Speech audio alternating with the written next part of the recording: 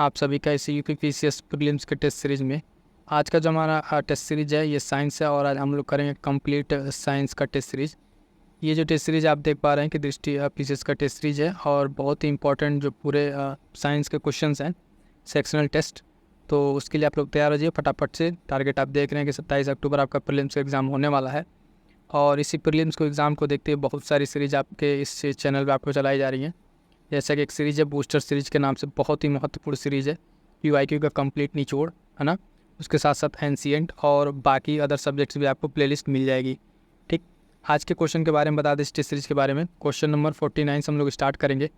इसके पहले का क्वेश्चन जो है वो करंट अफेयर का है। किसका है? करंट अफेयर का है। तो उसको हम अलग एक सीरीज़ में कंप्लीट करा रहे हैं टेस्ट सीरीज़ में। ठीक है, तो वो अलग रहेगा। करंट अफेयर्स में नहीं कवर किया, सिर्फ साइंस के क्वेश्चन को हमने यहाँ लिया है। तो स्टार्ट करेंगे 49 से और कंप्लीट करेंगे क्वेश्चन नंबर 150 तक। ठीक है, तो फटाफट से रेडी हो जाइए और देखिए दृष्टि आईएएस के इस कंप्लीट साइंस के टेस्ट सीरीज को। ठीक है, चलिए स्टार्ट करते हैं आज के अपने सेशन को। क्वेश्चन नंबर 49 कह रहा है निम्नलिखित में से कौन सा एक अम्ल नहीं है। ठीक है, ऑप्शन हमारे पास दही, नींबू पानी, संतरे का रस या सिरका। तो साथ ही इसमें कौन सा एक जो है अम्ल नहीं है, तो हो जाएगा ये नींबू पानी। ठीक है, ऑप्शन बी राइट आंसर हो जाएगा नींबू पानी। क्यों ऐसा कि आप देखेंगे कि दही में भी अम्ल पाया जाता है। ठीक है, और संतरे का रस और सिरका इन सब में अम्ल पाया जाता है, जिस वजह से ये क्या होता है, खट्टा होता है। ठीक, और नींबू पानी की अगर बात करें तो नींबू पानी एक अम्ल नहीं है, ये क्या है, ये एक क्षार है। क्या है? ये एक क्षार है और इसमें जो इसका रासायनिक नाम अगर हम बात करें तो कैल्शियम हाइड्रोक्साइड। ठीक है, क्या होता है? कैल्शियम हाइड्रोक्साइड इसका नाम होता है, इसलिए नींबू पानी यहाँ पर हमारा राइट आंसर हो जाएगा। ठीक है साथियों, आप जरूर बताइएगा कि ये टेस्ट सीरीज वाले में आपको टेस्ट सीरीज कैसी लगी। ठीक है, नींबू पानी। ठीक है, अगला क्वेश्चन है क्वेश्चन नंबर 50। इसमें कह रहा है कि लंदन स्मॉग या सल्फ्यूरस धुंध का कारण क्या है। ठीक है, लंदन स्मॉग या सल्फ्यूरस धुंध का कारण क्या है? तो ऑप्शन है कोयला, ओजोन है ना, नाइट्रिक अम्ल या पराबैंगनी किरण। इसका राइट आंसर क्या हो जाएगा? इसका राइट आंसर हो जाएगा ऑप्शन ए कोयला। ठीक है, ऑप्शन ए कोयला हो जाएगा। क्लियर है? कोयला से लंदन स्मॉग क्यों कहते हैं? क्योंकि सबसे पहले ये लंदन में बना था और इसका दूसरा नाम अगर हम बात करें तो इसका दूसरा नाम है सल्फरस हेज। क्या नाम है? Sulphurous hedge. ये नाम याद रखिएगा, सल्फरस हेज इसका दूसरा नाम है। ठीक है, नेक्स्ट क्वेश्चन देखते हैं हम लोग। नेक्स्ट क्वेश्चन है सुमेलित करने वाला है, ध्यान दीजिएगा। कह रहा है कि निम्नलिखित में से कौन सा युग्म सही सुमेलित नहीं है। कौन सा सही सुमेलित नहीं है? तो अश्रु गैस जो है ना, अल्फा क्लोरो एसिटोफेनोन, गंधक, सल्फर, अस्ट्रेंजर गैस, जिनो, लाफिंग गैस, नाइट्रोजन। तो यहाँ पर राइट आंसर क्या है? सही नहीं है, तो डी राइट आंसर क्या हो जाएगा? ऑप्शन डी, क्योंकि लाफिंग गैस जो है ये नाइट्रोजन नहीं है। बाकी तीन जो सही है इसको हमें क्या करना है, इसको हमें अच्छे से तैयार कर लेना। अश्रु गैस, ठीक है, गंधक और stranger gas, xenon. Laughing gas nitrogen ना होकर तो इसमें क्या होता है, नाइट्रोजन की जगह पे क्या होता है यहाँ पे अगर देखें तो ना नाइट्रस ऑक्साइड। क्या होता है? नाइट्रस ऑक्साइड होता है जो लाफिंग गैस के नाम से जाना जाता है। क्लियर है? आइए नेक्स्ट क्वेश्चन देखते हैं। नेक्स्ट क्वेश्चन है क्वेश्चन नंबर 52। माचिस कीटनाशक तथा कवकनाशक में किस तत्व का प्रयोग किया जाता है? किस तत्व का प्रयोग किया जाता है साथियों? इसमें ऑप्शन है सल्फर, नाइट्रोजन, क्लोरीन या फास्फोरस। इसका राइट आंसर हो जाएगा ऑप्शन है सल्फर। ठीक है, इसमें किसका प्रयोग किया जाता है? सल्फर का प्रयोग किया जाता है। ठीक है, माचिस हो गया या फिर कीटनाशक हो गया है ना, कवकनाशक हो गया, इसमें किसका प्रयोग किया जाता है? सल्फर का। ठीक है, इसका अगर आप देखेंगे रासायनिक इसमें तो इसका जो मुख्य व्यावसायिक उपयोग है सल्फेट और फास्फेट के उसके लिए उर्वरक के रूप में इसको प्रयोग किया जाता है। ठीक है, अगला क्वेश्चन देखेंगे, मैच करने वाला है 53। सूची 1 और 2 से मिलान करना। सूची 1 है, सूची 2 है। इधर कह रहा है अम्ल के नाम है, उधर क्या है? स्रोत। तो एसिटिक अम्ल, ऑक्जेलिक अम्ल, टार्ट्रिक अम्ल और मैलिक अम्ल। ठीक है, तो मिलान करना है। तो आप देखेंगे एसिटिक अम्ल किसका हो जाएगा? पहले तो सिरका हो जाएगा, ए का तीसरा। ठीक है, ए का क्या हो जाएगा? तीसरा हो जाएगा है ना। टार्टेरिक अम्ल खट्टा और ऑक्जेलिक अम्ल, ऑक्जेलिक अम्ल आपका टमाटर हो जाएगा, टार्टेरिक अम्ल आपका अंगूर हो जाएगा और मैलिक अम्ल सेब हो जाएगा। यानी अगर हम बात करें यहाँ पे देखेंगे तो हमारा ए का तीसरा, ठीक है, और बी का हो जा रहा है हमारा दूसरा। ए का तीसरा और बी का दूसरा। तो अभी इसके ऑप्शन को देख लेते हैं। ऑप्शन देखेंगे यहाँ पे, ए का तीसरा, बी का दूसरा। तो आपको पहले ऑप्शन मिल गया, ऑप्शन ए में मिल गया राइट आंसर ए। इससे ज़्यादा इसको मिलाने से ज़्यादा ज़रूरी क्या है कि हमें यहाँ पे ये चीज़ें ध्यान रही, इस चीज़ को याद कीजिएगा, कई बार ये पूछा जाता है। ठीक है, एसिटिक अम्ल, ठीक है, सिरका का हो गया, ऑक्जेलिक अम्ल आपका टमाटर, टार्टेरिक अम्ल अंगूर और मैलिक अम्ल सेब। इस तरीके से मिलान वाला भी ध्यान रखिएगा। साथ ही एक चीज़ और बता दें आपको कि इसी टेस्ट सीरीज और PYQ से रिलेटेड यानी इसका पूरा कंप्लीट निचोड़ जिस तरीके जो इंपॉर्टेंट क्वेश्चन पूछे जा रहे हैं उसकी एक अलग सीरीज चलाई जा रही है शॉर्ट नोट्स के रूप में। तो सीरीज आप जरूर जाके देखिएगा, वो आपके लिए बहुत हेल्पफुल हो रहा है। वहाँ से आपको डायरेक्ट क्वेश्चन मिलेंगे, क्योंकि हम आपको टेस्ट सीरीज करा रहे हैं, PYQ अलग से करा रहे हैं, लेकिन उन सब में जो सबसे इंपॉर्टेंट है, जो रिपीटेड क्वेश्चन है, जहाँ से क्वेश्चन बन सकते हैं, वो सारे इंपॉर्टेंट सीरीज एक शॉर्ट नोट्स के माध्यम से चलाई जा रही है बूस्टर सीरीज के नाम से। ठीक है, तो उस चीज़ को आप जरूर कंप्लीट कीजिएगा, क्योंकि आपके लिए बहुत हेल्पफुल होने वाला है। अगला क्वेश्चन देखिए, क्वेश्चन नंबर 54, मानव रक्त का pH मान होता है। तो मानव रक्त का pH मान कितना होता है? 7 से कम, ठीक है, या फिर इस डिफरेंस में आप देखिए कितने में होता है। ठीक है, इसका राइट आंसर हो जाएगा ऑप्शन बी। ठीक है, 7.35 से 7.45 के बीच में ये होता है। ठीक है, यहाँ पे क्या है कि pH का अर्थ आप जानते हैं, pH का अर्थ क्या है? हाइड्रोजन। ठीक है, हाइड्रोजन की क्षमता यहाँ से तात्पर्य pH मान, और pH मान आप जानते हैं कि किस तरीके से वैरी करता है। एक और चीज़ याद रखिएगा कि ह्यूमन बॉडी के जो उसका pH मान है मूत्र का यानी पेशाब का आपका है, तो 6 से लेके वो कितना 6 से लेके 7.5 के बीच में रहता है। तो वो भी इंपॉर्टेंट है, कई जगह ये भी तो पूछा जाता है। ठीक है, इसके साथ एक और pH आपको बता दें ब्लड का। ठीक है, ब्लड का pH भी ध्यान रखिएगा। ब्लड का pH आप देखेंगे 7.35 से, ठीक है ना, और कितना 7.45। ठीक है, तो ये क्वेश्चन वाला ही हमारा हो जाएगा, ध्यान रखना इस तरीके से चीज़ों को। अगला देखेंगे क्वेश्चन नंबर 55, कास्टिक सोडा का रासायनिक रूप है। कास्टिक सोडा का रासायनिक रूप क्या है? Sodium bicarbonate, magnesium sulphate, copper sulphate या सोडियम हाइड्रोक्साइड। इसका राइट आंसर क्या हो जाएगा? राइट आंसर हो जाएगा ऑप्शन डी, सोडियम हाइड्रोक्साइड। ठीक है, साथ में कास्टिक सोडा का क्या हो गया रासायनिक रूप से, क्या इसको कहते हैं? Sodium hydroxide. राइट आंसर हो जाएगा। ठीक है, इसी को कहते हैं आप देखेंगे। और सोडियम बाइकार्बोनेट क्या होता है? सोडियम बाइकार्बोनेट, तो ये क्या होता है? Baking soda. क्या होता है? Baking soda. तो ये नाम भी याद रखेंगे, बेकिंग सोडा। ठीक है, सोडियम बाइकार्बोनेट, क्लियर है। और कॉपर सल्फेट, कॉपर सल्फेट इसका भी नाम आपको बता देते हैं। कॉपर सल्फेट का भी एक नाम है, इसको कहते हैं नीला थोथा। क्या कहते हैं? नीला थोथा या ब्लू विट्रियल। ब्लू विट्रियल या नीला थोथा इसको कहा जाता है ना। तो ये सब नाम भी याद रखिएगा ऑप्शन के थ्रू, जो जो इंपॉर्टेंट है। यहाँ पे आपको सिर्फ हम बता दे रहे हैं, लेकिन जो वाला नोट्स वाली निचोड़ वाली क्लास करा शॉर्ट नोट्स वाली, वहाँ पे आपको देखेंगे सारा आपको एक पेज पे एकदम नोट्स के माध्यम से वहाँ पे सब आपको मिल जाता है। अगला क्वेश्चन देखिए, क्वेश्चन नंबर 56 क्या कह रहा है? क्वेश्चन नंबर 56, हाइड्रोकार्बन के संदर्भ में निम्नलिखित तथ्यों पर विचार कीजिए। हाइड्रोकार्बन जो है पेट्रोलियम और प्राकृतिक गैस का मुख्य घटक है। और दूसरा कह रहा है संतृप्त हाइड्रोकार्बन को एल्केन्स के नाम से भी जाना जाता है। कह रहा है निम्नलिखित में से सही उत्तर का प्रयोग बताइए कौन सा सही है? या तो एक ऑप्शन, दो, या दोनों, या दोनों में से कोई नहीं। ठीक है, तो इसका राइट आंसर क्या हो जाएगा साथियों? राइट आंसर हो जाएगा ऑप्शन सी, दोनों। ठीक है, दोनों यहाँ पर सही है अपनी जगह पर। यानी अगर हम बात करें तो दोनों स्टेटमेंट सही है। तो दोनों स्टेटमेंट हमें याद रखना है कि हाइड्रोकार्बन जो है, हाइड्रोकार्बन पेट्रोलियम और प्राकृतिक गैस का मुख्य घटक है, और संतृप्त हाइड्रोकार्बन को एल्केन्स के नाम से भी जाना जाता है। ठीक है, किस तरीके से क्वेश्चन हमारा कंप्लीट होता है। ठीक है, आइए नेक्स्ट क्वेश्चन देखते हैं। क्वेश्चन नंबर 57, इसमें क्या निम्नलिखित में से किसका उपयोग फलों को पकाने के लिए किया जाता है? मोस्ट इंपॉर्टेंट लगा इस तरह के क्वेश्चन को।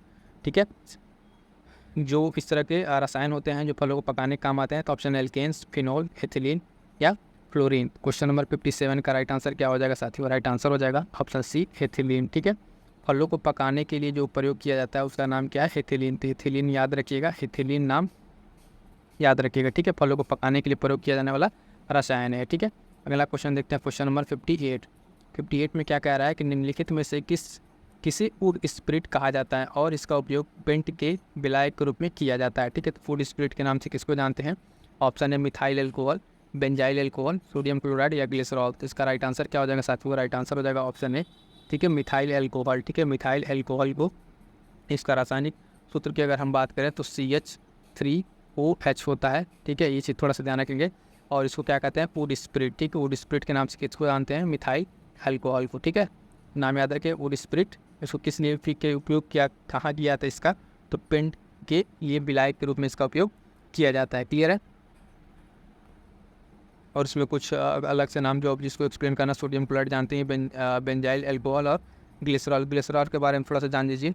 ग्लिसरॉल क्या है? इसको ग्लिसरीन भी कहते हैं। ठीक है, और ये क्या है? एक ट्रायल यौगिक है। इसमें क्या होता है कि ये रंगहीन गंधहीन एक चिपचिपा सा पदार्थ होता है।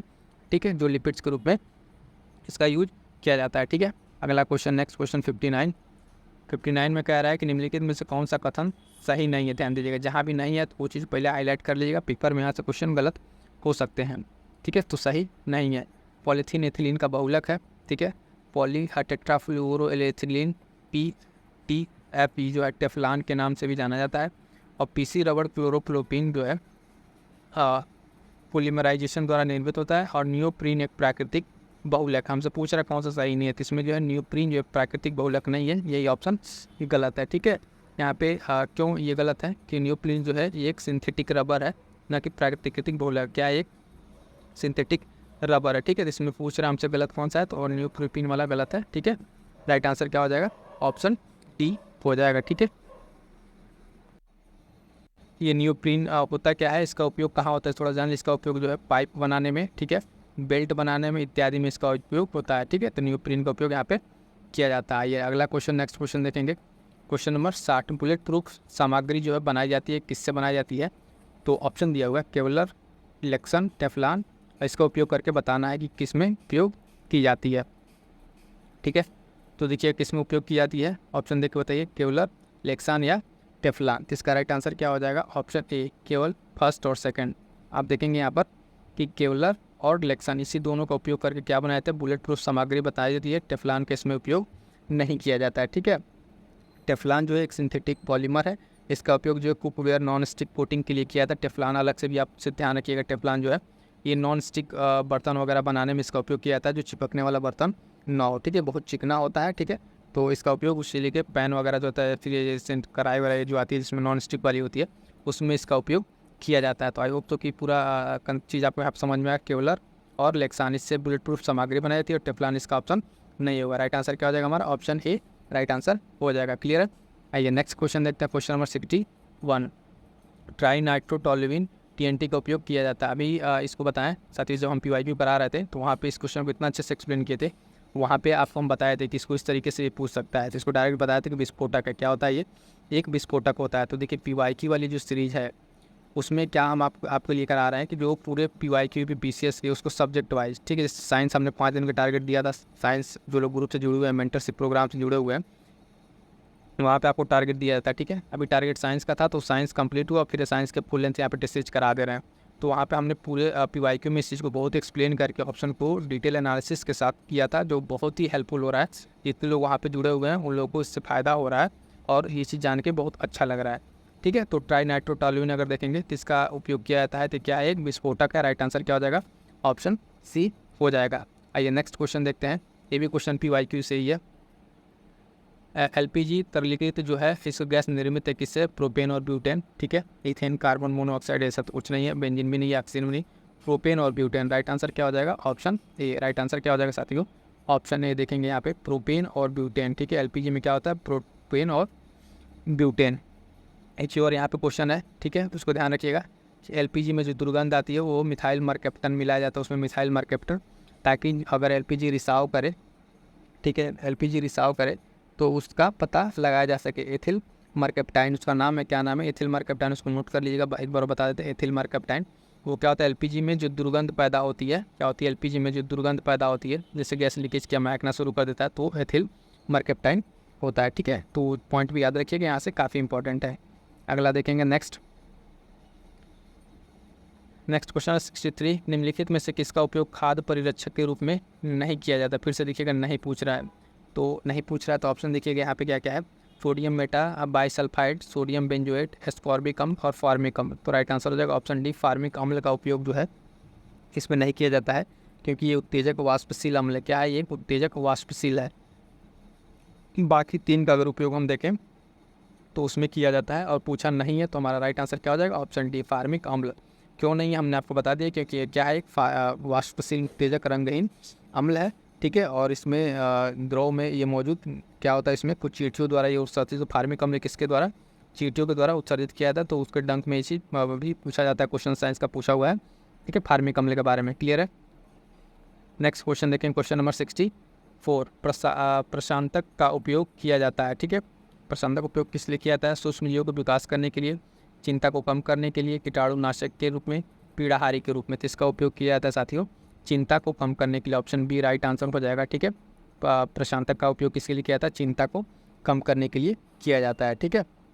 इसमें आप देखेंगे कि कुछ पीड़ाहारी औषधियों का उपयोग जो है चेतना को खोए बिना, जैसे होता ना कि दर्द से राहत के लिए किया जाता है, तो उसमें जैसे कुछ एग्जाम्पल को आप देखेंगे, एस्पिरिन और या पैरासीटामोल उपयोग किया जाता है। ठीक है, तो दर्द निवारक के रूप में किया जाता है। अगला क्वेश्चन बहुत इंपॉर्टेंट क्वेश्चन है, भी PYQ से क्वेश्चन हम करा चुके हैं PYQ वाले में। देखिएगा, उत्पाद दिया हुआ है और उसके चीनी के प्रकार दिए हुए, अंगूर, शहद, दूध और टेबल शुगर। ठीक है, क्या दिया हुआ है? Table sugar. इसका क्या करना है हमें? इसका हमें मैचिंग करना है। मैचिंग वाला ये विकल्प यहाँ नीचे दिया हुआ है, पहले ऊपर से हम लोग चेक कर लेते हैं कौन सा हमारा सही बनेगा। ठीक है, तो आप देखेंगे यहाँ पे ए अंगूर, अंगूर में क्या होगा आपका? अंगूर में ग्लूकोज होगा। ठीक है, अंगूर में क्या होगा? ग्लूकोज होगा। शहद में आपका क्या हो जाएगा? सीधे सीधे फ्रैक्टोज हो जाएगा। दूध आप जानते ही हैं, दूध में क्या होगा? लैक्टोज। ठीक है, चौथा टेबल शुगर क्या है? टेबल शुगर आपका क्या बचा? टेबल शुगर आपका बचेगा सुक्रोज। ठीक है, तो इस हिसाब से ये आप मिलान कर लीजिए, यही इंपॉर्टेंट हमारे लिए।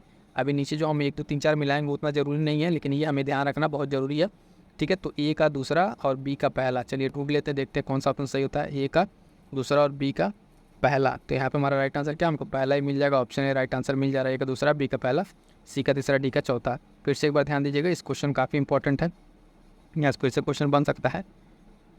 तो देखिएगा, अंगूर याद करिए ग्लूकोज, शहद फ्रक्टोज, दूध लैक्टोज, टेबल शुगर सुक्रोज। तो ये चीज़ याद है, यही हमें याद रखना है, आगे यही परीक्षा में काम आने वाला है। आइए नेक्स्ट क्वेश्चन देखते हैं, क्वेश्चन नंबर 66। इसमें क्या कह रहा है क्वेश्चन नंबर 66 में? ध्यान दीजिए, क्वेश्चन नंबर 66 कह रहा है कि निम्नलिखित में से किसका उपयोग साबुन निर्माण के लिए कच्चे माल के रूप में नहीं किया जाता है? बार बार ध्यान दीजिएगा, शॉर्ट पर नहीं। वनस्पति तेल, caustic soda, sodium rosinate, sodium sulphate. तो इसमें साबुन के निर्माण में किसका उपयोग नहीं किया जाता है साथियों? तो देखेंगे सोडियम सल्फेट का उपयोग नहीं किया जाता है। साबुन को निर्माण में किसका किसका? वनस्पति तेल भी यूज होता है, कास्टिक सोडा भी यूज होता है, सोडियम रोसिनेट भी यूज होता है। तो ये सब क्या होता है? उसमें कच्चे माल के तौर पर तीनों यूज किए जाते हैं। और इसमें क्या यूज नहीं किया जाता है? तो वो देखेंगे क्या नहीं यूज किया जाता है? सोडियम सल्फेट का यूज नहीं किया जाता है। ठीक है, तो कच्चे माल के तौर पर इन तीनों का उपयोग किया जाता है। ठीक है, तो ये चीज़ ध्यान रखिएगा। बाकी ये 3 पे हमें ध्यान रखना है कि जो उपयोग किया जाता है और जो नहीं किया जाता है, ये भी ध्यान रखना है, सोडियम सल्फेट। अगला क्वेश्चन है क्वेश्चन नंबर 67 कि विद्युत शक्ति का मात्रक है। विद्युत शक्ति का मात्रक क्या है? वाट, कूलम, वोल्ट, हर्ट्ज। क्या है विद्युत शक्ति का मात्रक? तो हो जाएगा इसका विद्युत शक्ति का मात्रक क्या होता है? वाट होता है। ठीक है, राइट आंसर ऑप्शन ए हो जाएगा। ठीक है, शक्ति इक्वल टू क्या होता है? शक्ति अगर आप देखेंगे तो इसका होता क्या है? P इक्वल टू W/T इसका फार्मूला होता है, और वहाँ से हमें क्या मिल जाता है? ये वाट इसका मात्रक मिल जाता है। बाकी अदर भी जो मात्रक है उसके बारे में देख लीजिए, थोड़ा थोड़ा जान लीजिए। ठीक है, कूलम क्या है? ये कूलम क्या है? आवेश का मात्रक है। ठीक है, चार्ज का। कूलम क्या है? आवेश का मात्रक हो गया। हर्ट्ज जो है आपका किसका? फ्रीक्वेंसी का मात्रक हो गया, यानी आवृत्ति का मात्रक हो गया। ठीक है, वोल्ट क्या हो गया? वोल्ट जो है आप देखेंगे विद्युत विभव है। किसका? विद्युत विभव है। इस तरीके से जब आप टेस्ट सीरीज को लगाते हैं या फिर PYQ को लगाते हैं, ऑप्शन जहाँ से कुछ चीज़ें बन सकती है उन सब चीज़ों का, मान लीजिए अगर आपसे यहाँ पे इससे पूछ लिया विद्युत शक्ति का मात्रक, आप लगाया ऑप्शन वाट लगाया, फटाफट से आगे बढ़ गए। लेकिन अगर जहाँ पे थोड़ी बहुत भी इन्फॉर्मेशन निकल रही है ऑप्शन से, उनको भी हमें निकालना जरूरी है, क्योंकि अगली बार इसका भी पूछ सकता है। तो इसी तरीके से हमें PYQ भी करना और टेस्ट सीरीज भी करना है। तो हमने आपको तीनों ऑप्शन का बता दिया, जहाँ पे बन पा रहा है जो चीज़ पॉइंट्स निकल पाएंगे वहाँ पर हम आपको बता दे रहे हैं। क्लियर है? तो यहाँ पे विद्युत शक्ति का मात्रक क्या हो जाएगा? हमारा ऑप्शन ए राइट आंसर हो जाएगा। प्रकाश वर्ष का मात्रक है 68 नंबर क्वेश्चन।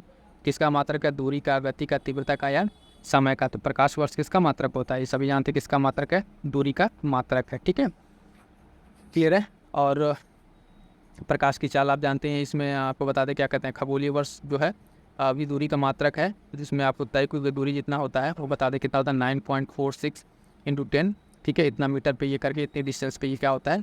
तय की दूरी के बराबर होता है, खगोलीय दूरी के बराबर। अब देखिए यहाँ पे क्वेश्चन ऑडोमीटर से एक इम्पोर्टेंट है। क्वेश्चन नंबर 69, ओडोमीटर एक उपकरण है। कैसा उपकरण है? ओडोमीटर। ठीक है, तो ओडोमीटर एक ऐसा उपकरण है, एक पहिए वाला वाहन धरता है कि दूरी को नापने के लिए, विद्युत चुंबकीय तरंग या आवृत्ति को नापने के लिए, तरंग दैर्घ्य उपकरण को के लिए, तरल पदार्थ या गैसों के दबाव को मापता है, विद्युत चुंबकीय विकिरण के फ्लक्स को मापता है।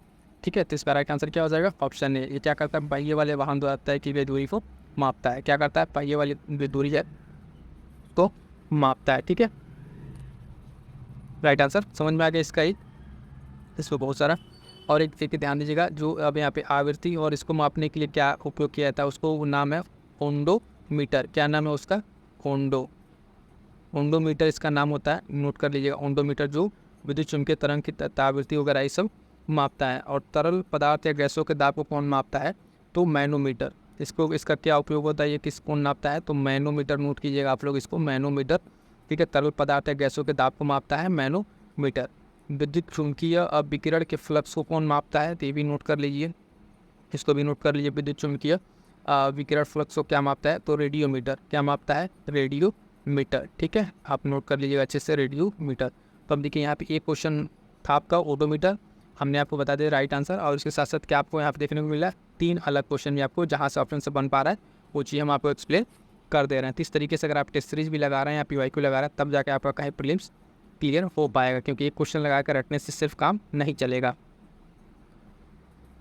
अवतल दर्पण का प्रयोग किस लिए किया जाता है, अवतल दर्पण का प्रयोग सामान्यतः किया जाता है टार्च के रूप में, वाहनों के हेडलाइट्स के रूप में, सर्च लाइट के रूप में इसका उपयोग करना है। ठीक है, तो इसका राइट आंसर हो जाएगा अवतल दर्पण वाहनों के अगर हेडलाइट्स और टार्च के रूप में, तो राइट आंसर क्या हो जाएगा, ऑप्शन 3। ठीक है, ऑप्शन ए पर 2। ठीक है, इसमें क्या है 70 नहीं, इसमें 1 मिनट, ये भी नहीं होगा, ये हेडलाइट्स में तो नहीं होगा। 1 मिनट, इसका ऑप्शन देखिए 1 2 3 70 का आपका क्या हो जाएगा, डी, तीनों होगा। ठीक है, सर्च लाइट में भी होगा, थोड़ा सा कन्फ्यूजन होगा, 71 नंबर क्वेश्चन हो गया था। तो देखिएगा यहाँ पे क्या है, अवतल दर्पण का प्रयोग ठीक है किसके रूप में किया जाता है, इसको थोड़ा समझिए। टार्च के रूप में, वाहनों के अगर हेडलाइट्स के रूप में, और सर्च लाइट के रूप में। ठीक है, इसका उपयोग यहाँ पे किया जाता है। ठीक है, क्या करता है, क्या है, किस लिए कि जो समांतर सारी किरणें हैं उसके पुंज बना के इसका रिसीव करने के लिए, एक जगह रिसीव करने के लिए, इससे बहुत सारी लाइट निकल रही है तो उसको ला की जगह डाइवर्स करा के एक पॉइंट पे उठाने के लिए। ठीक है, इसके लिए इसका उपयोग किया जाता है। साथ ही साथ इसका देखिए उपयोग किया जाता है, अवतल दर्पण का एक जगह और उपयोग किया जाता है जो सेविंग के लिए वो यूज़ किया जाता है, दर्पण वहाँ पे भी यूज़ किया जाता है। ठीक, और दांतों के डॉक्टरों के लिए, दांतों के डॉक्टर जो है वो उपयोग करते हैं इसका। तो 2-3 उपयोग और इसका याद रखिएगा। ठीक है साथियों, अवतल दर्पण का उपयोग 3 जगह तो आई है, उसके साथ साथ दांत वाले डॉक्टर यूज करते हैं। ठीक है, और उसके साथ एक और चीज़ हमने क्या बताया आपको कि ये सेविंग वाले जहाँ पे दाढ़ी बनती है वहाँ पे शीशे के रूप में इसका उपयोग किया जाता है। क्लियर है, आइए नेक्स्ट क्वेश्चन देखते हैं। क्वेश्चन नंबर 71 ये स्टेटमेंट वाला है, पर स्टेटमेंट पढ़िए फिर बताते हैं इसका क्या करना है। इमारतों के निर्माण के दौरान इमारत की दीवारों में जो ऊंची धातु की छड़ स्थापित की जाती है, तड़ित चालक का उपयोग करके इमारतों को बिजली के प्रभाव से बचाने के लिए किया जाता है। तो क्या ये बात किस तरीके से सही है, पहले तो दोनों स्टेटमेंट देखिए अपनी जगह सही है कि नहीं।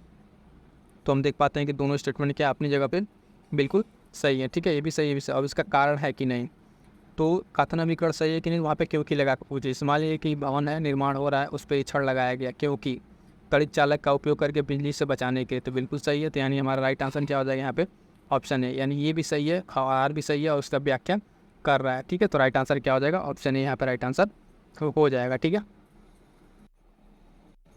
नेक्स्ट क्वेश्चन है क्वेश्चन नंबर 72। इसमें क्या कह रहा है कि प्रकाश के परावर्तन के संदर्भ में निम्नलिखित कथनों पर विचार कीजिए, कौन सा सही है इसमें। तो प्रकाश का जो है आपतन कोण परावर्तन कोण के बराबर होता है, ये सही बात है। ठीक है, प्रकाश सभी सतहों से परावर्तित होता है। ठीक है, तो पूछ रहा है कौन सा इसमें सही है। ठीक है, तो 72 का राइट आंसर क्या हो जाएगा, 72 का राइट आंसर जो हम देखेंगे हो जाएगा ऑप्शन सी, दोनों सही है। ठीक है, इसमें क्या है कि प्रकाश जो है सभी सतहों से परावर्तित होता है। अब ये नहीं कि कितना होता है, ठीक है, लेकिन सभी सतहों से थोड़ा बहुत तो परावर्तित होता ही है। तो स्टेटमेंट सही है, और ये आपतन कोण परावर्तन कोण के बराबर होता है, ये भी सही है। तो राइट आंसर क्या हो जाएगा, ऑप्शन सी यहाँ पर राइट आंसर हो जाएगा। आइए नेक्स्ट क्वेश्चन देखते हैं, फिर कथन कारण वाला है। कह रहा है ट्रैफिक सिग्नल में लाल रंग का उपयोग किया जाता है, लाल रंग की तरंग दैर्ध्य सबसे कम होती है। ठीक है, तो सबसे कम होती है, ये बात कह रहा है ना। तो ट्रैफिक सिग्नल लाल का तो उपयोग किया जाता है, तो कथन सही है, लेकिन इसकी तरंग दैर्ध्य सबसे कम नहीं होती, तरंग दैर्ध्य इसकी सबसे ज़्यादा होती है, जिसकी वजह से इसका प्रकीर्णन सबसे कम होता है। ये वाला कॉन्सेप्ट जो हम PYQ पढ़ाए थे तो वहाँ पे आपको हम एक्सप्लेन किए थे कि देखिए जब किसी चीज़ की तरंग दैर्ध्य सबसे ज़्यादा होती है तो उसका क्या होगा, प्रकीर्णन, यानी उसका प्रकीर्णन क्या होगा, कम होगा।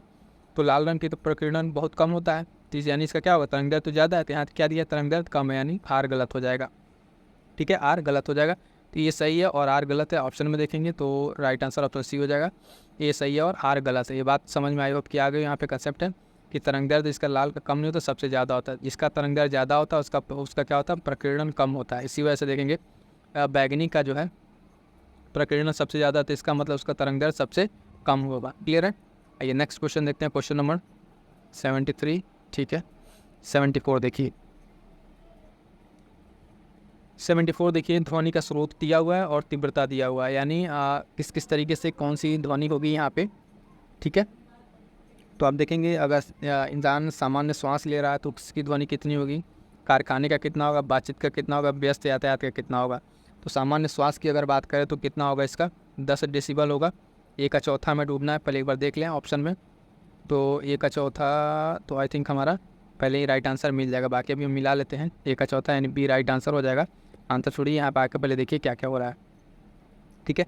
बी का तीसरा हो जाएगा, औसत कारखाने का कितना होता है, लगभग 80 डेसिबल होता है। सामान्य बातचीत कितनी होती है, तो आप देखेंगे सामान्य बातचीत जो होता है वो 60 डेसिबल, और यातायात वाला कितना हो जाएगा 70 डेसिबल। तो इस तरीके से भी क्वेश्चन पूछे जाते हैं। ये क्वेश्चन PYQ से बनाया हुआ है, वहाँ पे एक बार पूछा था PYQ में कि पत्ते की सरसराहट का कितना डेसिबल होता है, ठीक है। तो लगभग 20 से 30 डेसिबल का वहाँ पे था, लेकिन वहीं से क्वेश्चन बनाया हुआ है, ठीक है। तो इसका राइट आंसर क्या हो जाएगा, राइट आंसर हमें देखना है, तो बी राइट आंसर हो जाएगा। और मिलान वाला फिर से एक बार देख लीजिए, समझ लीजिएगा कि व्यस्त यातायात का 70, ठीक है, औसत कारखाने का इतना, और बातचीत का 60, श्वास के लिए कितना 10 डेसिबल होता है। नेक्स्ट क्वेश्चन देखेंगे, क्वेश्चन नंबर 75 क्या है, गुप्त ऊष्मा के संदर्भ में निम्नलिखित में से कौन सा कथन सही नहीं है। नहीं पूछ रहा है कौन सा सही नहीं है। जब ऊष्मा वाष्प में परिवर्तित हो जाता है तो वह गुप्त ऊष्मा को अवशोषित कर लेता है, इससे पदार्थ के तापमान में परिवर्तन होता है। पूछ रहा है कौन सा, यहाँ पे पूछ रहा सही है और वहाँ पूछ रहा कौन सा सही नहीं है, ठीक है। तो यहाँ पे क्या हो जाएगा, ऑप्शन बी जो है, मतलब गुप्त ऊष्मा के केस में कौन सही नहीं है, तो यहाँ पे बी वाला, ठीक है, बी, यानी केवल 2 इसमें सही नहीं है, ठीक है। तो राइट आंसर क्या हो जाएगा यहाँ पे, ऑप्शन बी। जो पूछ रहा सही नहीं है तो यही एक सही नहीं है, तो हमारा राइट आंसर क्या हो जाएगा, कौन सा ही, बी केवल यहाँ पे सही हो जाएगा। इससे कंफ्यूज नहीं होना है, ठीक है। क्वेश्चन कह रहा है कि गुप्त ऊष्मा के बारे में सही नहीं है, तो ये तो स्टेटमेंट पहला जो है सही है और ये सही नहीं है, ठीक। अब उन दोनों में से कौन सा सही है, यानी हमको जो टिक लगाना है वो बी होगा, यहाँ पे कंफ्यूज नहीं होना है, क्लियर है। ये हो गया 75 नंबर क्वेश्चन हमारा कंप्लीट हो गया, ठीक है। नेक्स्ट क्वेश्चन है क्वेश्चन नंबर 76, कह रहा है यांत्रिक तरंगों के संदर्भ में निम्नलिखित में से कौन सा कथन सही है। तो पहले तो देखिए यांत्रिक तरंगों के बारे में क्या स्टेटमेंट दिया हुआ है। पहला कह रहा है कि इसमें एक माध्यम द्वारा ऊर्जा स्थानांतरित होती है, तो ये बात बिल्कुल सही है। यह या तो अनुप्रस्थ तरंग हो सकती है या तो अनुदैर्ध्य तरंग हो सकती है, तो बिल्कुल सही बात है, यानी दोनों स्टेटमेंट सही है। तो राइट आंसर क्या हो जाएगा, हमारा राइट आंसर हो जाएगा ऑप्शन सी।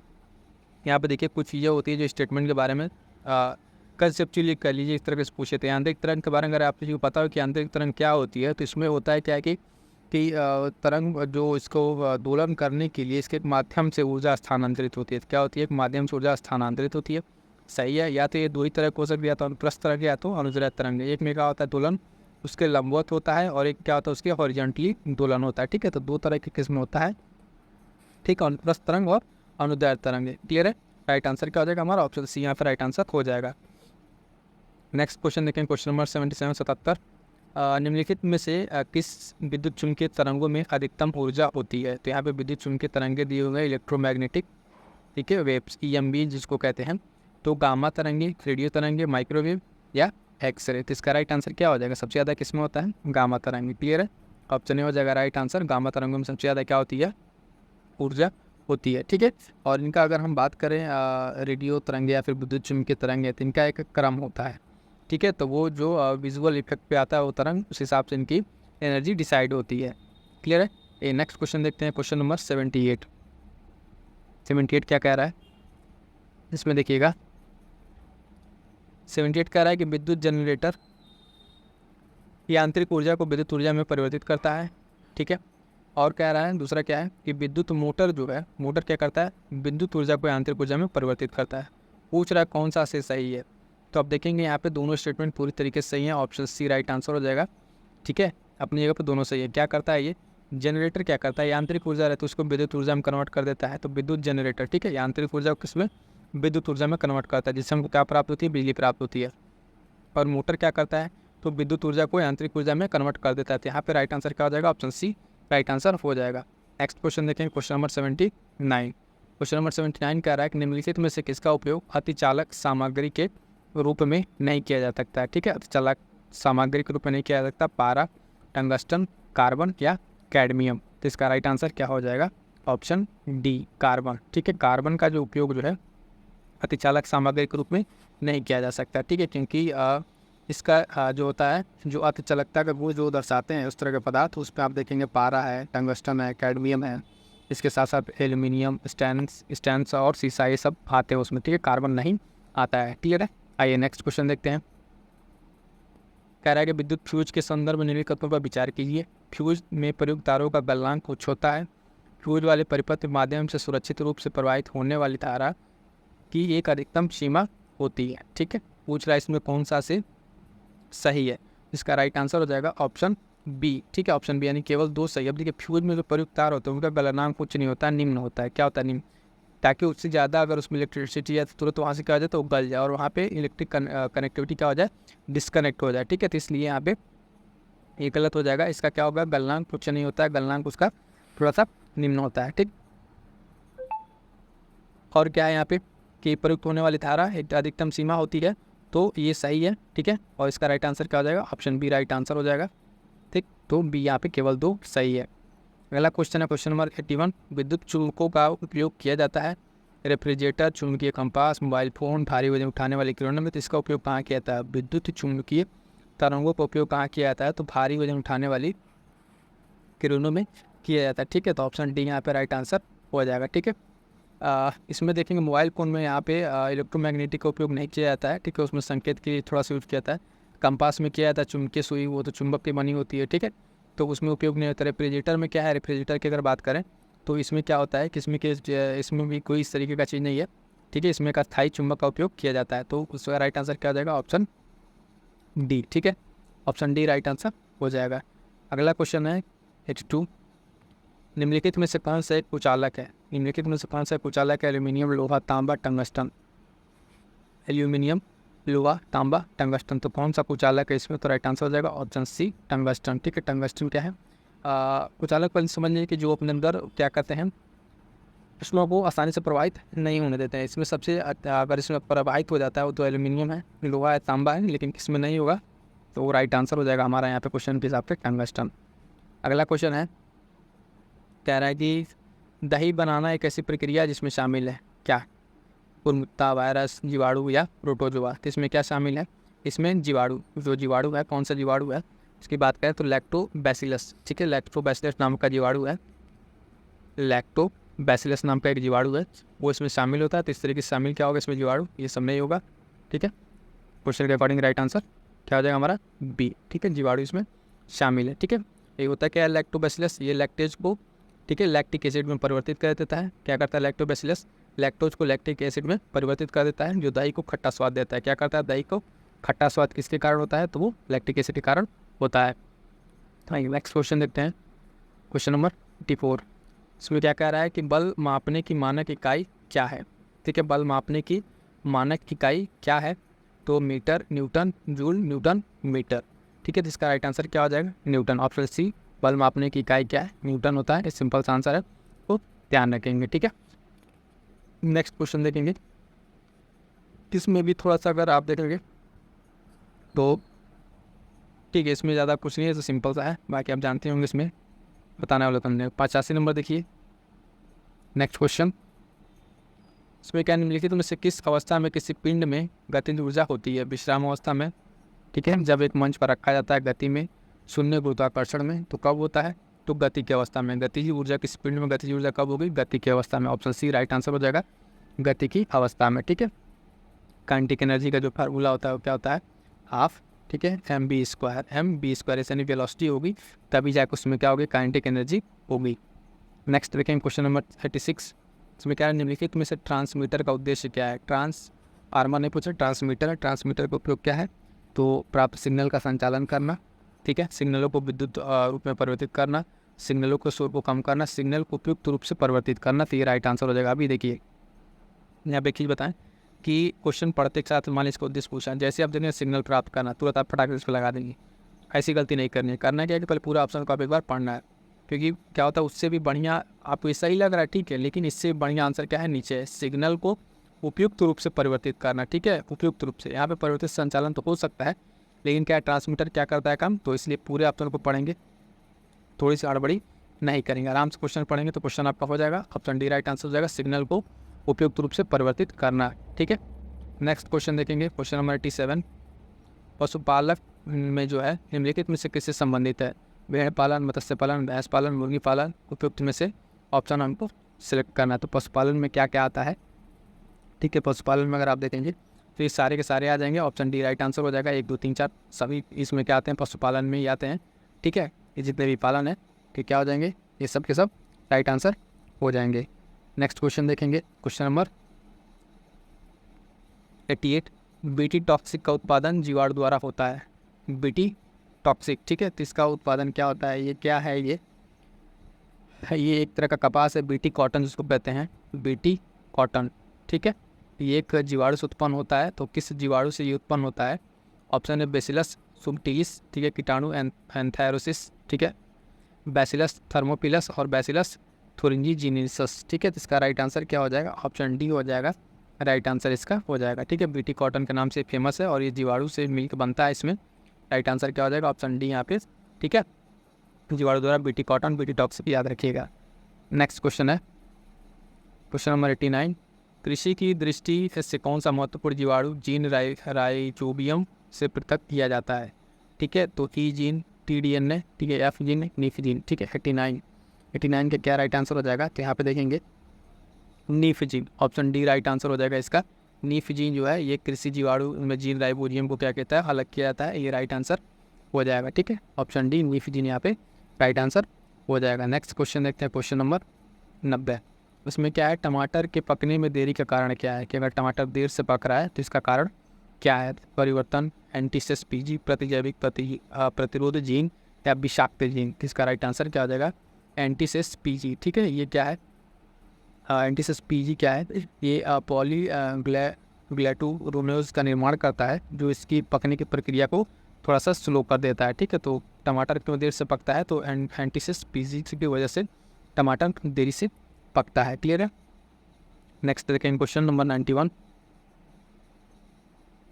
कह रहा है कि निम्नलिखित में से कौन सा कथन सूक्ष्म जीवों के बारे में सही नहीं है? ठीक है, सूक्ष्म जीवों के बारे में सही नहीं है। सूक्ष्म जीव जैव प्रौद्योगिकी के लिए आदर्श नहीं है।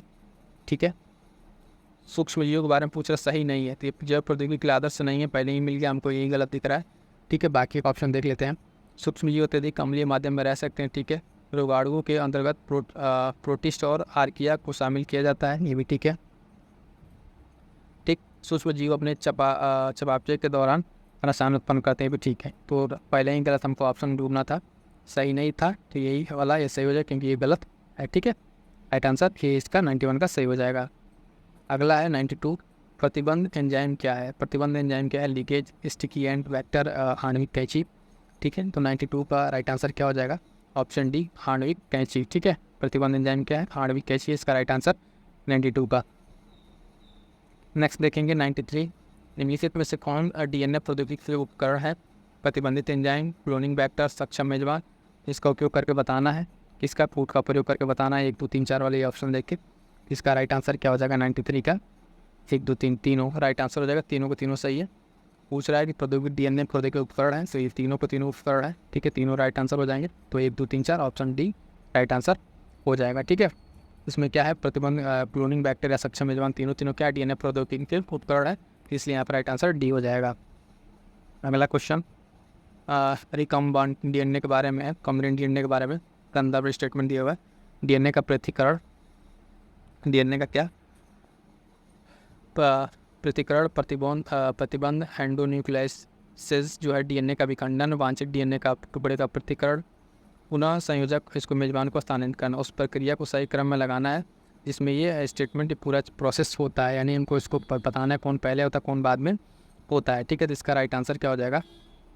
राइट आंसर हो जाएगा इसका, देखिए ऑप्शन सी। ठीक है, 1 2 3 4 पहले से स्टार्ट होता है ये। इसमें क्या होता है कि पहले इसका जो पूरा प्रोसेस है, प्रोसेस जानेंगे कॉम्बिनेंट डीएनए का, इसमें पहले ये होता है, फिर ये, फिर ये, फिर ये, यानी तीनों, ये 1 2 3 4, 1 2, ठीक है, 3 फिर 4, ये प्रोसेस है। प्रोसेस आप एक बार पीछे से देख कर समझ लीजिएगा। ठीक है, ये प्रोसेस क्या क्या है, ये रिकॉम्बिनेंट डीएनए के बारे में दिया हुआ है, स्टेटमेंट था। तो राइट आंसर क्या हो जाएगा हमारा? ऑप्शन सी में यहाँ पर राइट आंसर था 1 2 3 4। अगला क्वेश्चन 95 क्या कह रहा है कि एंजाइमों के संदर्भ में निम्नलिखित में से कौन सा कथन सही है? एंजाइमों के संदर्भ में कौन सा कथन सही है? तो लाइसोजाइम का उपयोग बैक्टीरिया कोशिकाओं को विघटित के लिए किया जाता है, या फिर आप देखेंगे पादप कोशिकाओं के विघटन के लिए सेल्यूलोज का प्रयोग किया जाता है। तो देखेंगे अगर इसकी बात करें तो दोनों स्टेटमेंट अपनी जगह पर सही है एंजाइमों के संदर्भ में, ठीक है। तो राइट आंसर क्या हो जाएगा हमारा, ऑप्शन सी यहाँ पे राइट आंसर हो जाएगा। है क्या इसमें कह रहा है एंजाइमों के संदर्भ में, ठीक है। तो लाइसोजाइम जो है इसका उपयोग बैक्टीरिया कोशिका को विघटित के लिए किया जाता है और पादप कोशिका के विघटन के लिए सेल्यूलोज का प्रयोग किया जाता है। तो ऑप्शन 1 और 2 दोनों सही है। नेक्स्ट क्वेश्चन 96, बायोगैस उत्पन्न करने के लिए कुछ जीवाणु किस माध्यम पर विकसित होते हैं। बायोगैस उत्पन्न करने के लिए जीवाणु किस माध्यम पर विकसित होते हैं, काइटिन, सेल्यूलोज, लिग्निन या पनीर चीज, ठीक है। तो इसका राइट आंसर क्या हो जाएगा, 96 का राइट आंसर हो जाएगा ऑप्शन बी सेल्यूलोज। सेल्यूलोज क्या है, यहाँ पे जो बैक्टीरिया आमतौर पर पाए जाते हैं और ये बायोगैस पैदा करने वाले जो जीवाणु हैं उस पर ये पैदा होते हैं, ठीक है। तो राइट आंसर क्या हो जाएगा इसका, ऑप्शन बी सेल्यूलोज, ठीक है। 97 क्वेश्चन नंबर 97 देखते हैं। जीवित जीवों के निम्नलिखित में से किस साम्राज्य में कोशिका भित्ति अनुपस्थित है, ठीक है। तो प्राणी, प्रोटिस्टा, कवक या पादप, ठीक है। तो राइट आंसर क्या हो जाएगा, ऑप्शन ए, ठीक है। इसमें क्या कोशिका भित्ति जो है सेल वॉल किसमें वो है, नहीं है। सेल वॉल आप देखेंगे किसमें नहीं है, तो प्राणी वाले में नहीं है, ठीक है। ठीक है, तो ये यहाँ पे राइट आंसर हो जाएगा। नेक्स्ट देखते हैं क्वेश्चन 98 में क्या कह रहा है, इसको थोड़ा ध्यान से पढ़िएगा, स्टेटमेंट वाला है। निम्नलिखित में से कौन सा कथन कोशिकाओं के बारे में सही नहीं है, पूछ रहा है कौन सा सही नहीं है। यूकैरियोटिक कोशिकाएं प्रोकैरियोटिक कोशिकाओं की तुलना में अधिक चौड़ी होती हैं, तो सही है। पादप, पशु और कवक प्रोकैरियोटिक कोशिकाओं के उदाहरण हैं, नहीं जी नहीं, तो गलत है, ठीक है। तो गलत ही में बताना था, तो ऑप्शन बी राइट आंसर हो जाएगा। प्रोकैरियोटिक कोशिकाएं पृथ्वी जीवन का पहला रूप थी, ठीक है। इनमें से कोई मतलब नहीं है। राइट आंसर क्या हो जाएगा हमारा, ऑप्शन बी। पूछ रहा है कौन सा सही नहीं है, तो बी वाला सही नहीं है। ये सब क्या है, उदाहरण इसके नहीं है, ठीक है, प्रोकैरियोटिक कोशिकाओं के, ठीक है। प्रोकैरियोटिक वाले में हो जाएगा। चलिए नेक्स्ट देखते हैं क्वेश्चन नंबर 99। निम्नलिखित में से किसे कोशिका का प्रोटीन फैक्ट्रियाँ कहा जाता है, तो लाइसोसोम, तर्काय, ठीक है, राजधानी, राइबोसोम। इसका राइट आंसर क्या हो जाएगा, ऑप्शन हाँ सी राइबोसोम्स, ठीक है। प्रोटीन जो है कोशिका के प्रोटीन फैक्ट्री क्या है, राइबोसोम हो जाएगा, क्लियर है।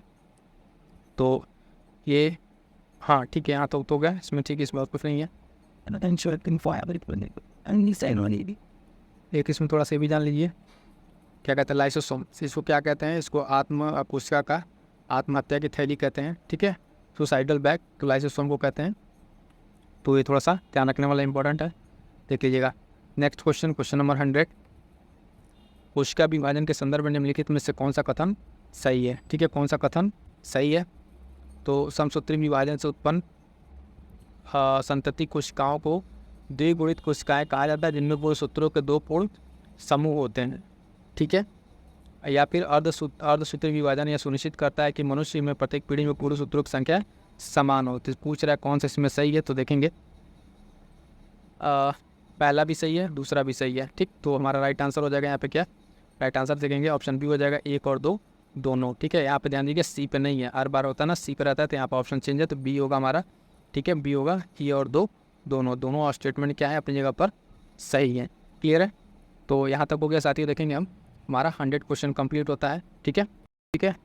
नेक्स्ट क्वेश्चन क्या कह रहा है हमारा कि पादप जगत के निम्नलिखित में से किस उपसमूह में अनावृत बीज होते हैं, ठीक है। तो ऑप्शन हमारे पास एंजियोस्पर्म, टेरिडोफाइटा, ब्रायोफाइटा या जिम्नोस्पर्म। इसका राइट आंसर क्या हो जाएगा फ्रेंड्स, राइट आंसर हो जाएगा ऑप्शन डी जिम्नोस्पर्म। जिम्नोस्पर्म होता क्या है, पादप जगत में अगर बात करेंगे तो ऐसा समूह है जिसके पास नग्न बीज होते हैं, ठीक है। क्या होते हैं, नग्न बीज होते हैं, इसलिए टेरिडोफाइटा से बेहतर होते हैं, और ये जो होते हैं बीज देने वाले पौधे होते हैं, क्या होते हैं, जिम्नोस्पर्म, ठीक है। राइट आंसर क्या हो जाएगा, ऑप्शन जिम्नोस्पर्म, क्लियर है। नेक्स्ट देखते हैं क्वेश्चन 102 क्या कह रहा है, स्टेटमेंट वाला देखिएगा। पादपों में मौजूद जटिल अस्थायी उत्तकों के संदर्भ में निम्नलिखित कथनों पर विचार कीजिए, ठीक है। तो जाइलम पानी को जड़ों से तने और पत्तियों तक पहुंचाता है, ठीक है, जाइलम, ठीक है, जाइलम जल। फ्लोएम जो है भोजन को पत्तियों एवं जड़ों तथा तनों तक पहुंचाने के लिए उत्तरदायी होता है, ठीक है। क्या होता है, उत्तरदायी होता है, तो भी आंसर सही है। इसलिए हम आपको पहले नोट्स में जब पढ़ाए थे बताए थे वाला क्वेश्चन कि जाइलम और फ्लोएम, जाइलम जेड से जाइलम याद रखिएगा जल, ठीक है, एक ट्रिक बताया जैसे जाइलम जल, ठीक है, और फ्लोएम से फूड याद रखिएगा, फ्लोएम थे। हमने दोनों स्टेटमेंट अगर आप देखेंगे हम क्या है, दोनों स्टेटमेंट सही है, तो राइट आंसर क्या हो जाएगा ऑप्शन बी। ठीक है, 1 और 2 दोनों सही है, यानी दोनों का जो अपना वर्क दिया हुआ है, जाइलम जो है पानी को जड़ों से लेकर पहुँचाता है वहाँ तक, फ्लोएम जो है भोजन को पत्ती और जड़ों तक पहुँचाने के लिए उत्तरदायी है। तो इंपॉर्टेंट हो जाता है दोनों, राइट आंसर हो जाएगा ऑप्शन बी। ठीक है, 1 और 2 दोनों। ठीक है, नेक्स्ट क्वेश्चन देखेंगे, क्वेश्चन नंबर 103। निम्नलिखित में से किस पादप हार्मोन का उपयोग बीजों और कलियों में अंकुरण गतिविधियों को रोकने के लिए किया जा सकता है। ठीक है, तो इसमें क्या होता है, पादप कुछ हार्मोन, ठीक है, उन हार्मोन के पहले नाम जानेंगे। एसबी अम्ल है, एथिलीन है, ऑक्सिन है और जिब्रेलिन्स है। ठीक है, ये क्या है, इनका डिफरेंट काम है। ठीक है, इसमें पूछ रहा है कि बीज अंकुरण गतिविधि को रोकने के लिए किसका इसमें उपयोग होता है, कौन सा है हार्मोन। ठीक है, तो इसमें होगा एसबिसिकस, ठीक है, अम्ल। ठीक है, एसबिसिकस अम्ल जो है यहाँ पे क्या करता है, ये गतिविधि उसको रोकने के लिए।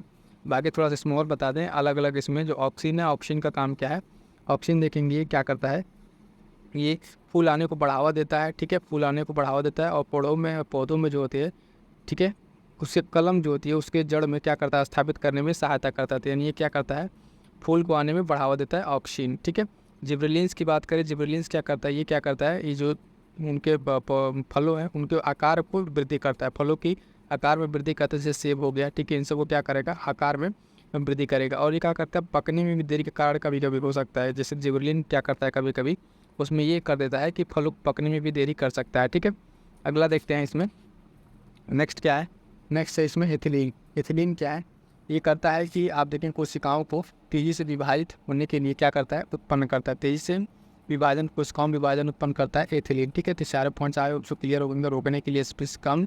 ठीक है, बाकी तीनों ऑप्शन क्लियर हो गए होंगे। अगला क्वेश्चन ये बहुत ही इंपॉर्टेंट है, चारों हार्मोन्स को याद रखिएगा, जो चारों हार्मोन्स है पादप हार्मोन बहुत ही इंपॉर्टेंट है। अगला है 104। निम्नलिखित में से कौन सा पादप रोग पौधों में कवक रोगजन के कारण होता है। ठीक है, एफिड संक्रमण, एस्टेरेलोक्लोसिस या जंग संक्रमण। तो इसका राइट आंसर क्या हो जाएगा, जंग संक्रमण। राइट आंसर हो जाएगा ऑप्शन डी, जंग संक्रमण जो है ये क्या होता है, पादप पौधों में कवक रोगजन के कारण होता है, कवक जन के कारण होता है। क्लियर है, नेक्स्ट क्वेश्चन देखते हैं। नेक्स्ट क्वेश्चन हमारा 105।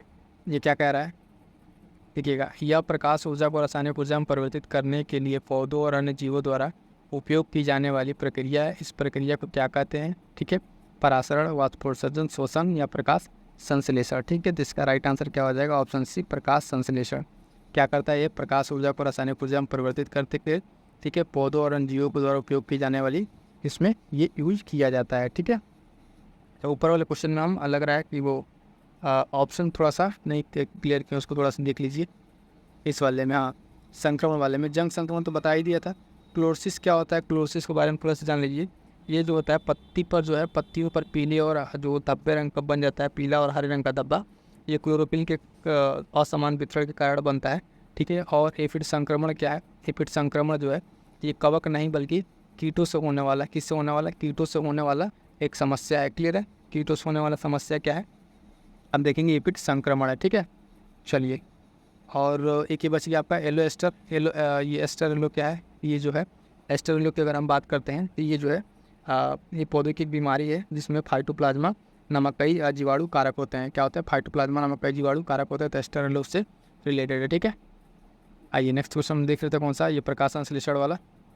इसका राइट आंसर क्या हो जाएगा, ऑप्शन सी, प्रकाश संश्लेषण हो जाएगा। ठीक है, प्रकाश संश्लेषण आप सब जानते हैं, प्रकाश संश्लेषण पौधों द्वारा ये किया जाता है। अगला क्वेश्चन है, क्वेश्चन नंबर 100 से इंपॉर्टेंट क्वेश्चन है, मानव पाचन तंत्र में शामिल प्रक्रियाओं पर विचार कीजिए और उनको सही क्रम में व्यवस्थित कीजिए।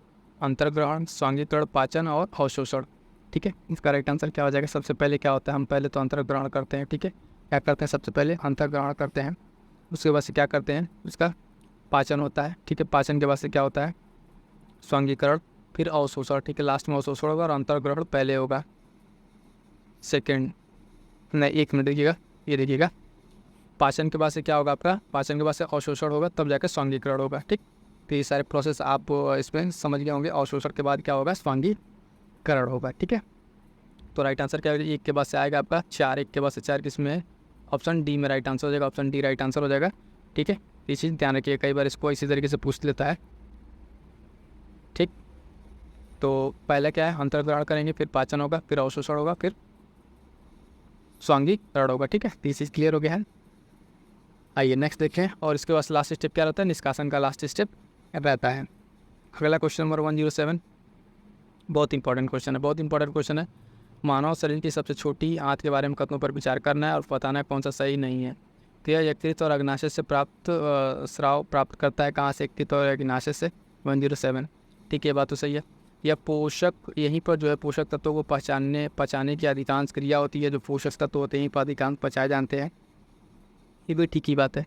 यह अत्यधिक कुंडलित है और लगभग 7.5 मीटर लंबी है, ठीक है। तो क्या है, छोटी आंत है ना, तो ठीक है, लंबी होती है। यह पित्त रस का स्राव करता है जो कि पित्ताशय नमक थैली में जमा होता है। नहीं, ये जो छोटी आंत जो है आपका, ये पित्त का स्राव नहीं करती है। ये ऑप्शन आपका गलत हो जाएगा। पित्त स्राव कहाँ से होता है, ये यकृत से होता है, ठीक है, यकृत से होता है और पित्ताशय नमक थैली में जमा होता है। कहाँ से? यकृत से ये स्राव होता है। तो ऑप्शन डी यहाँ पे गलत दे दिया हुआ है, और हम गलत ही पूछा, तो राइट आंसर हमारा क्या हो जाएगा? ऑप्शन डी राइट आंसर हो जाएगा। अब देखिए, जो ऑप्शन गलत है उसकी तो समझ लिए, बाकी जो सही है उस चीज़ को हमें याद करते हुए चलना है। बाकी छोटी आंत के बारे में अगर देखेंगे आप, छोटी आंत के बारे में 3 स्टेटमेंट सही है, इन तीनों स्टेटमेंट को आप अच्छे से तैयार कर लीजिएगा, ठीक है। आइए नेक्स्ट क्वेश्चन 108, निम्नलिखित में से कौन सा हृदय से रक्त को मानव शरीर के विभिन्न भागों तक लेके जाता है? क्या करता है? हृदय से रक्त को मानव शरीर के विभिन्न भागों तक सिरा लेके जाती है, या धमनी, है ना, केशिकाएँ या फिर पुत्तक। तो कौन लेके जाता है? इसमें देखेंगे धमनियाँ। राइट आंसर क्या हो जाएगा? ऑप्शन बी, धमनियाँ क्या करती हैं, ये जो है ब्लड को हृदय से क्या करते हैं, रक्त को मानव शरीर के विभिन्न भागों तक लेके जाती हैं, ठीक है। तो राइट आंसर क्या हो जाएगा? ऑप्शन बी यहाँ पर हो जाएगा, ठीक। शिराएँ क्या करती हैं, ये इसका काम उल्टा है। विभिन्न अंगों से क्या करती हैं ये, तो कहाँ तक लाती हैं? हृदय तक लेकर आती हैं, ठीक है। इस बाकी दो चीज़ से खास में कोई मतलब नहीं है। 109 में देखेंगे, निम्नलिखित में कौन सा श्वेत रक्त कणिकाओं का कार्य है? श्वेत रक्त कणिकाओं काम क्या है? ऑक्सीजन का परिवहन, रक्त का थक्का जमाना, प्रतिरक्षा करना, पोषक तत्वों का अवशोषण। तो इसका राइट आंसर क्या हो जाएगा? प्रतिरक्षा करना, ठीक है। ये क्या करती हैं? शरीर में WBC क्या करती हैं? प्रतिरक्षा करती हैं। और वाइट ब्लड सेल्स से जो है क्या करती हैं? डिफरेंट तरह की बीमारियों से लड़ने की हमें रक्षा प्रदान करती हैं। ये जब होता है कि WBC ज़्यादा इफेक्ट हो जाता है तो ये इम्यून सिस्टम आप पर डिस्टर्ब होने लगता है। Right answer C. अगला क्वेश्चन 110, कौन सा जो है रक्त संबंधी रोग श्वेत रक्त कोशिकाओं का कैंसर है? ठीक है, तो ये थैलेसीमिया, रक्तक्षताप, एनीमिया, ल्यूकेमिया। तो राइट आंसर क्या हो जाएगा? ऑप्शन डी, ठीक है। ऑप्शन डी क्या हो जाएगा? ल्यूकेमिया क्या है? वाइट ब्लड सेल का ब्लड कैंसर एक तरीके से है, ठीक है। श्वेत रक्त कणिकाओं WBC, ठीक है। वाइट ब्लड सेल्स का ये क्या है? कैंसर है, ल्यूकेमिया, ठीक। एनीमिया क्या है? एनीमिया जो है आप देखेंगे, एनीमिया खून की कमी से क्या होता है? ये एनीमिया एक रोग है जिसमें क्या होता है, ये रक्त कणिकाएं जो है, लाल रक्त कणिकाएं थोड़ी सी डैमेज हो जाती हैं, और ये क्या करता है, इसमें ये भी एक तरह की बीमारी है, ठीक। थैलेसीमिया क्या है? ये भी एक विकार है, अनुवांशिक है, जिसमें हीमोग्लोबिन जो है मौजूद प्रोटीन क्या करता है, उसमें थोड़ी सी डिस्टर्बेंस आ जाती है। तो ये भी एक तरह की बीमारी है, और ये उच्च रक्तचाप तो आप जानते ही हैं, ठीक है। इस पर कुछ ज़्यादा करना नहीं। लेकिन राइट आंसर हमसे क्या पूछा था यहाँ पे? श्वेत रक्त से ल्यूकेमिया राइट आंसर है, ऑप्शन डी। इसको समझते चलना है। अगला क्वेश्चन बहुत बढ़िया क्वेश्चन देखिएगा, मानव मस्तिष्क का निम्नलिखित में से कौन सा भाग शरीर के तापमान और खाने पीने की इच्छा को नियंत्रित करता है? तो मध्य मस्तिष्क, हाइपोथैलेमस, पश्चिम मस्तिष्क या सेरेब्रम। इसका राइट आंसर क्या हो जाएगा? हाइपोथैलेमस, ठीक है। ऑप्शन सी, हाइपोथैलेमस क्या करता है? मस्तिष्क का ये भाग है जो क्या करता है, विभिन्न तरीके की चीज़ों को क्या करता है, नियंत्रित करता है, हाइपोथैलेमस, ठीक है। शरीर का तापमान, पानी पीने की इच्छा, बाकी तरह चीज़ों को क्या करता है, यही खाने पीने की इच्छा को नियंत्रित करता है, हाइपोथैलेमस ग्लैंड, ठीक है। अगला क्वेश्चन नंबर 112, मानव शरीर की थायराइड ग्रंथि में हार्मोन संश्लेषण की सामान्य दर के लिए निम्नलिखित में से क्या आवश्यक है? ठीक है, क्या आवश्यक है? क्वेश्चन नंबर 112, तो लोहा, कैल्शियम, जिंक, आयोडीन। तो क्या कह रहा है थायराइड ग्रंथि के लिए? तो आयोडीन हो जाएगा। क्या हो जाएगा? राइट आंसर हो जाएगा ऑप्शन सी, आयोडीन, ठीक है।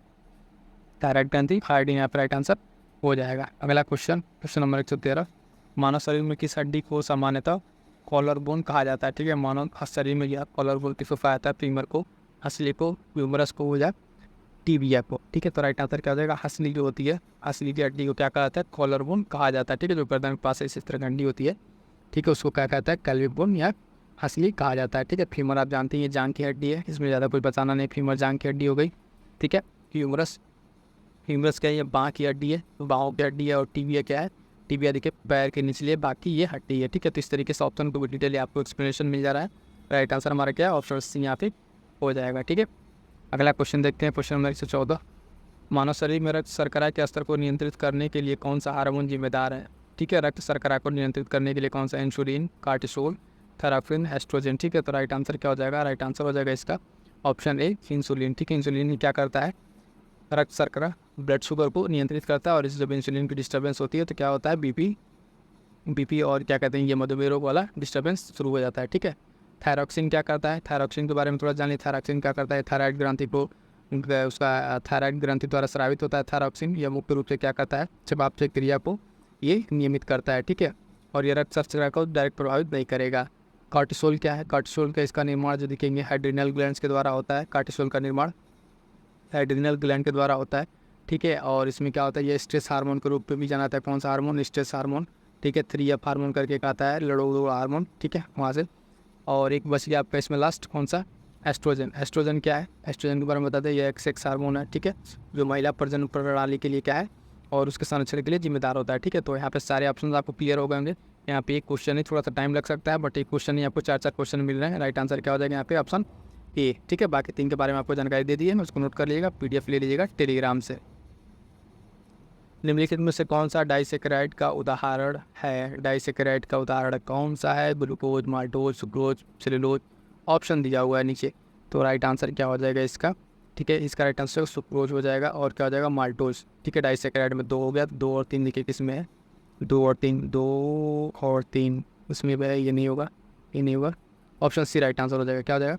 ऑप्शन सी अब हाँ राइट आंसर हो जाएगा। अब देखिए यहाँ पे डाइसेकेराइड की बात किया, मोनोसेकेराइड, डाइसेकेराइड, पॉलीसेकेराइड क्या है?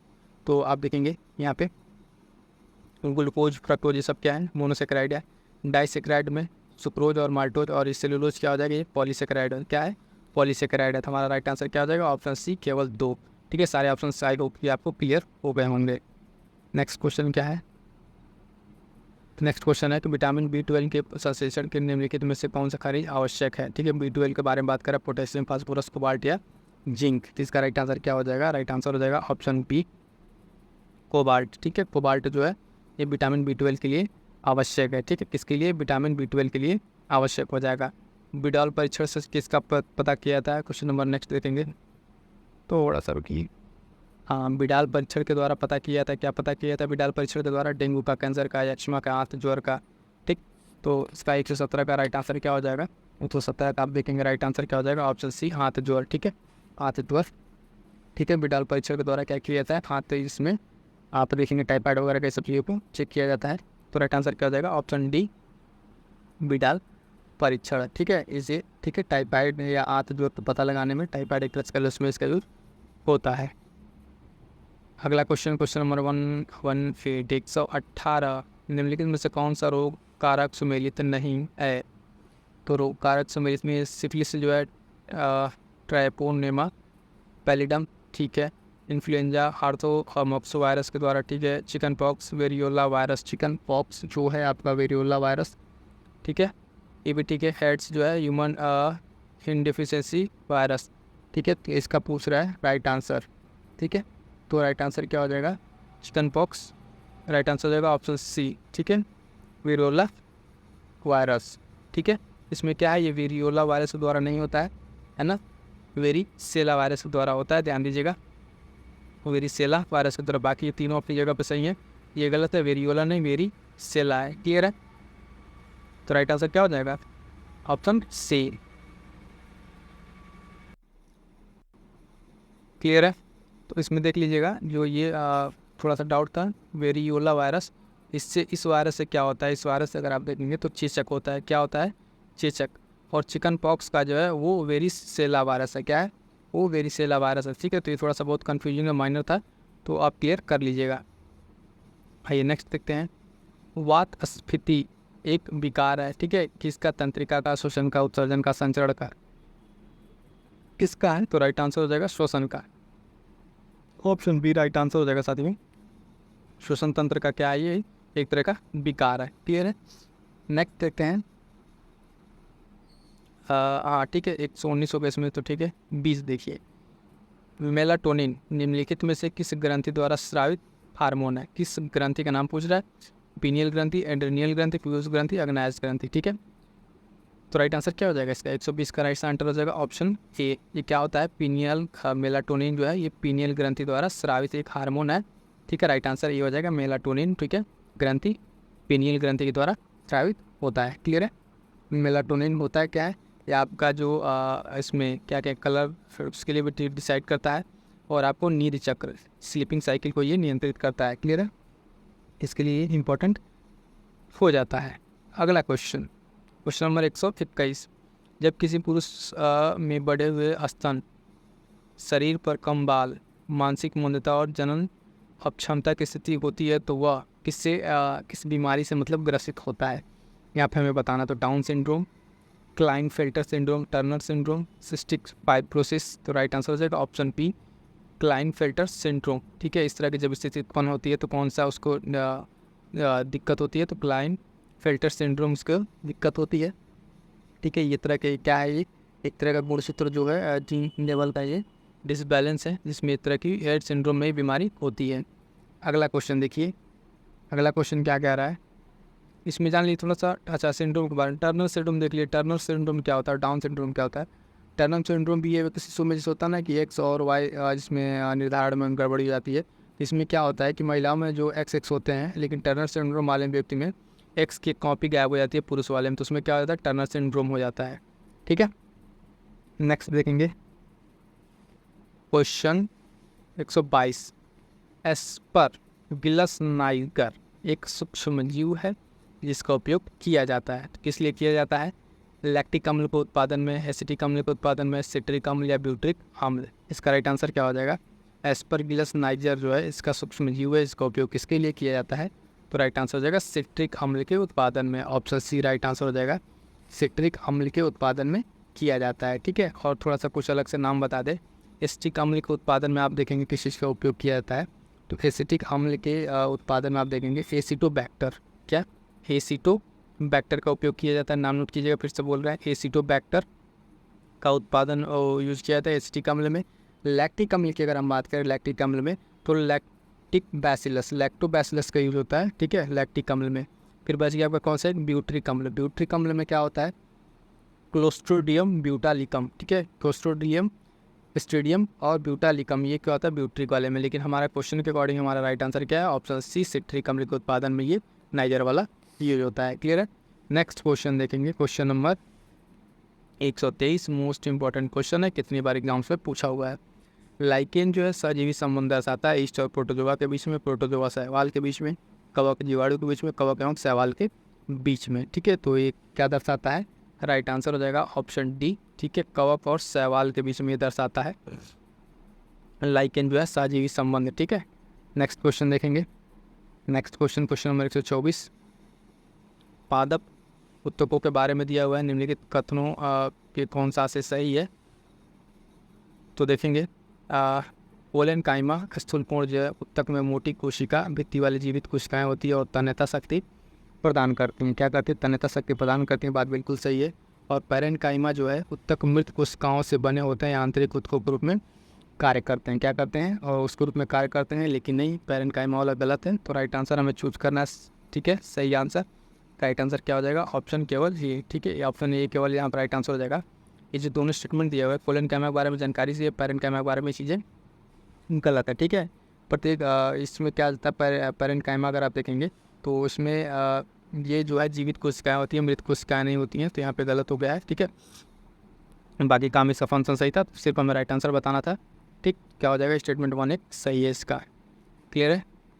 नेक्स्ट क्वेश्चन देखते हैं, क्वेश्चन नंबर 125, बहुत बेहतरीन क्वेश्चन। यहाँ से एक बार क्वेश्चन तो एक फुल रहता ही है, कौन सा से सुमेलित नहीं है। विटामिन दिया हुआ है, विटामिन और रासायनिक नाम। विटामिन B3 कह रहा है, विटामिन B3 नियासिन। ठीक है, बिल्कुल सही है। Vitamin B6 pyridoxine, vitamin B6 pyridoxine, ये भी सही है। Vitamin D tocopherol, vitamin D और टोकोफेरॉल, विटामिन D और टोकोफेरॉल, जी नहीं, बिल्कुल गलत। टोकोफेरॉल किसका नाम है, तो फिर टोकोफेरॉल किसका नाम हो जाएगा, ये होता है विटामिन ई का। किसका, विटामिन ई का। विटामिन के फिलोक्विनोन। ठीक है, ये तो ठीक है अपनी जगह पे। विटामिन के का क्या है, सही है। अब हमें बताना क्या था, हमें गलत बताना था कौन सा सुमेलित नहीं है, तो बता दिया हमने, ये सी वाला सुमेलित नहीं है। क्यों नहीं सुमेलित है, विटामिन डी का नाम हमने आपको बता दिया कि कैल्सिकल्फेरॉल होता है। ठीक है, और टोकोफेरॉल किसका है, विटामिन ई का है। क्लियर हो गया क्वेश्चन ये। आई होप कि बहुत बेहतरीन क्वेश्चन है, इस तरह क्वेश्चन पूछे जाते हैं। ये दोनों सही है, तीनों सही है। ठीक है, ये बी सी अपनी जगह पर सही है, और हमसे गलत पूछा है, तो हमारा क्वेश्चन के अकॉर्डिंग राइट आंसर क्या हो जाएगा? Option C, tocopherol vitamin E को कहते हैं, विटामिन डी को कैल्सिफेरॉल कहते हैं। क्लियर है? नेक्स्ट क्वेश्चन है क्वेश्चन नंबर 26। इंपॉर्टेंट क्वेश्चन है, देखिए कह रहा है कि निम्नलिखित में से कौन सा लिपिड के संश्लेषण का प्रमुख स्थल है? तो जो लिपिड होता है उसके संश्लेषण का प्रमुख स्थल कौन सा है? ऑप्शन दिया है कि अंतःप्रद्रव्ययी जलिका, गोल्गी का, लाइसोसोम या सेंट्रोसोम। तो इसका राइट आंसर हो जाएगा ऑप्शन ए, अंतः, ठीक है, प्रद्रव्य जलिका। ठीक है, इसको ई खार बोल देता है, एंडोरेटिकुलम भी बोलते हैं।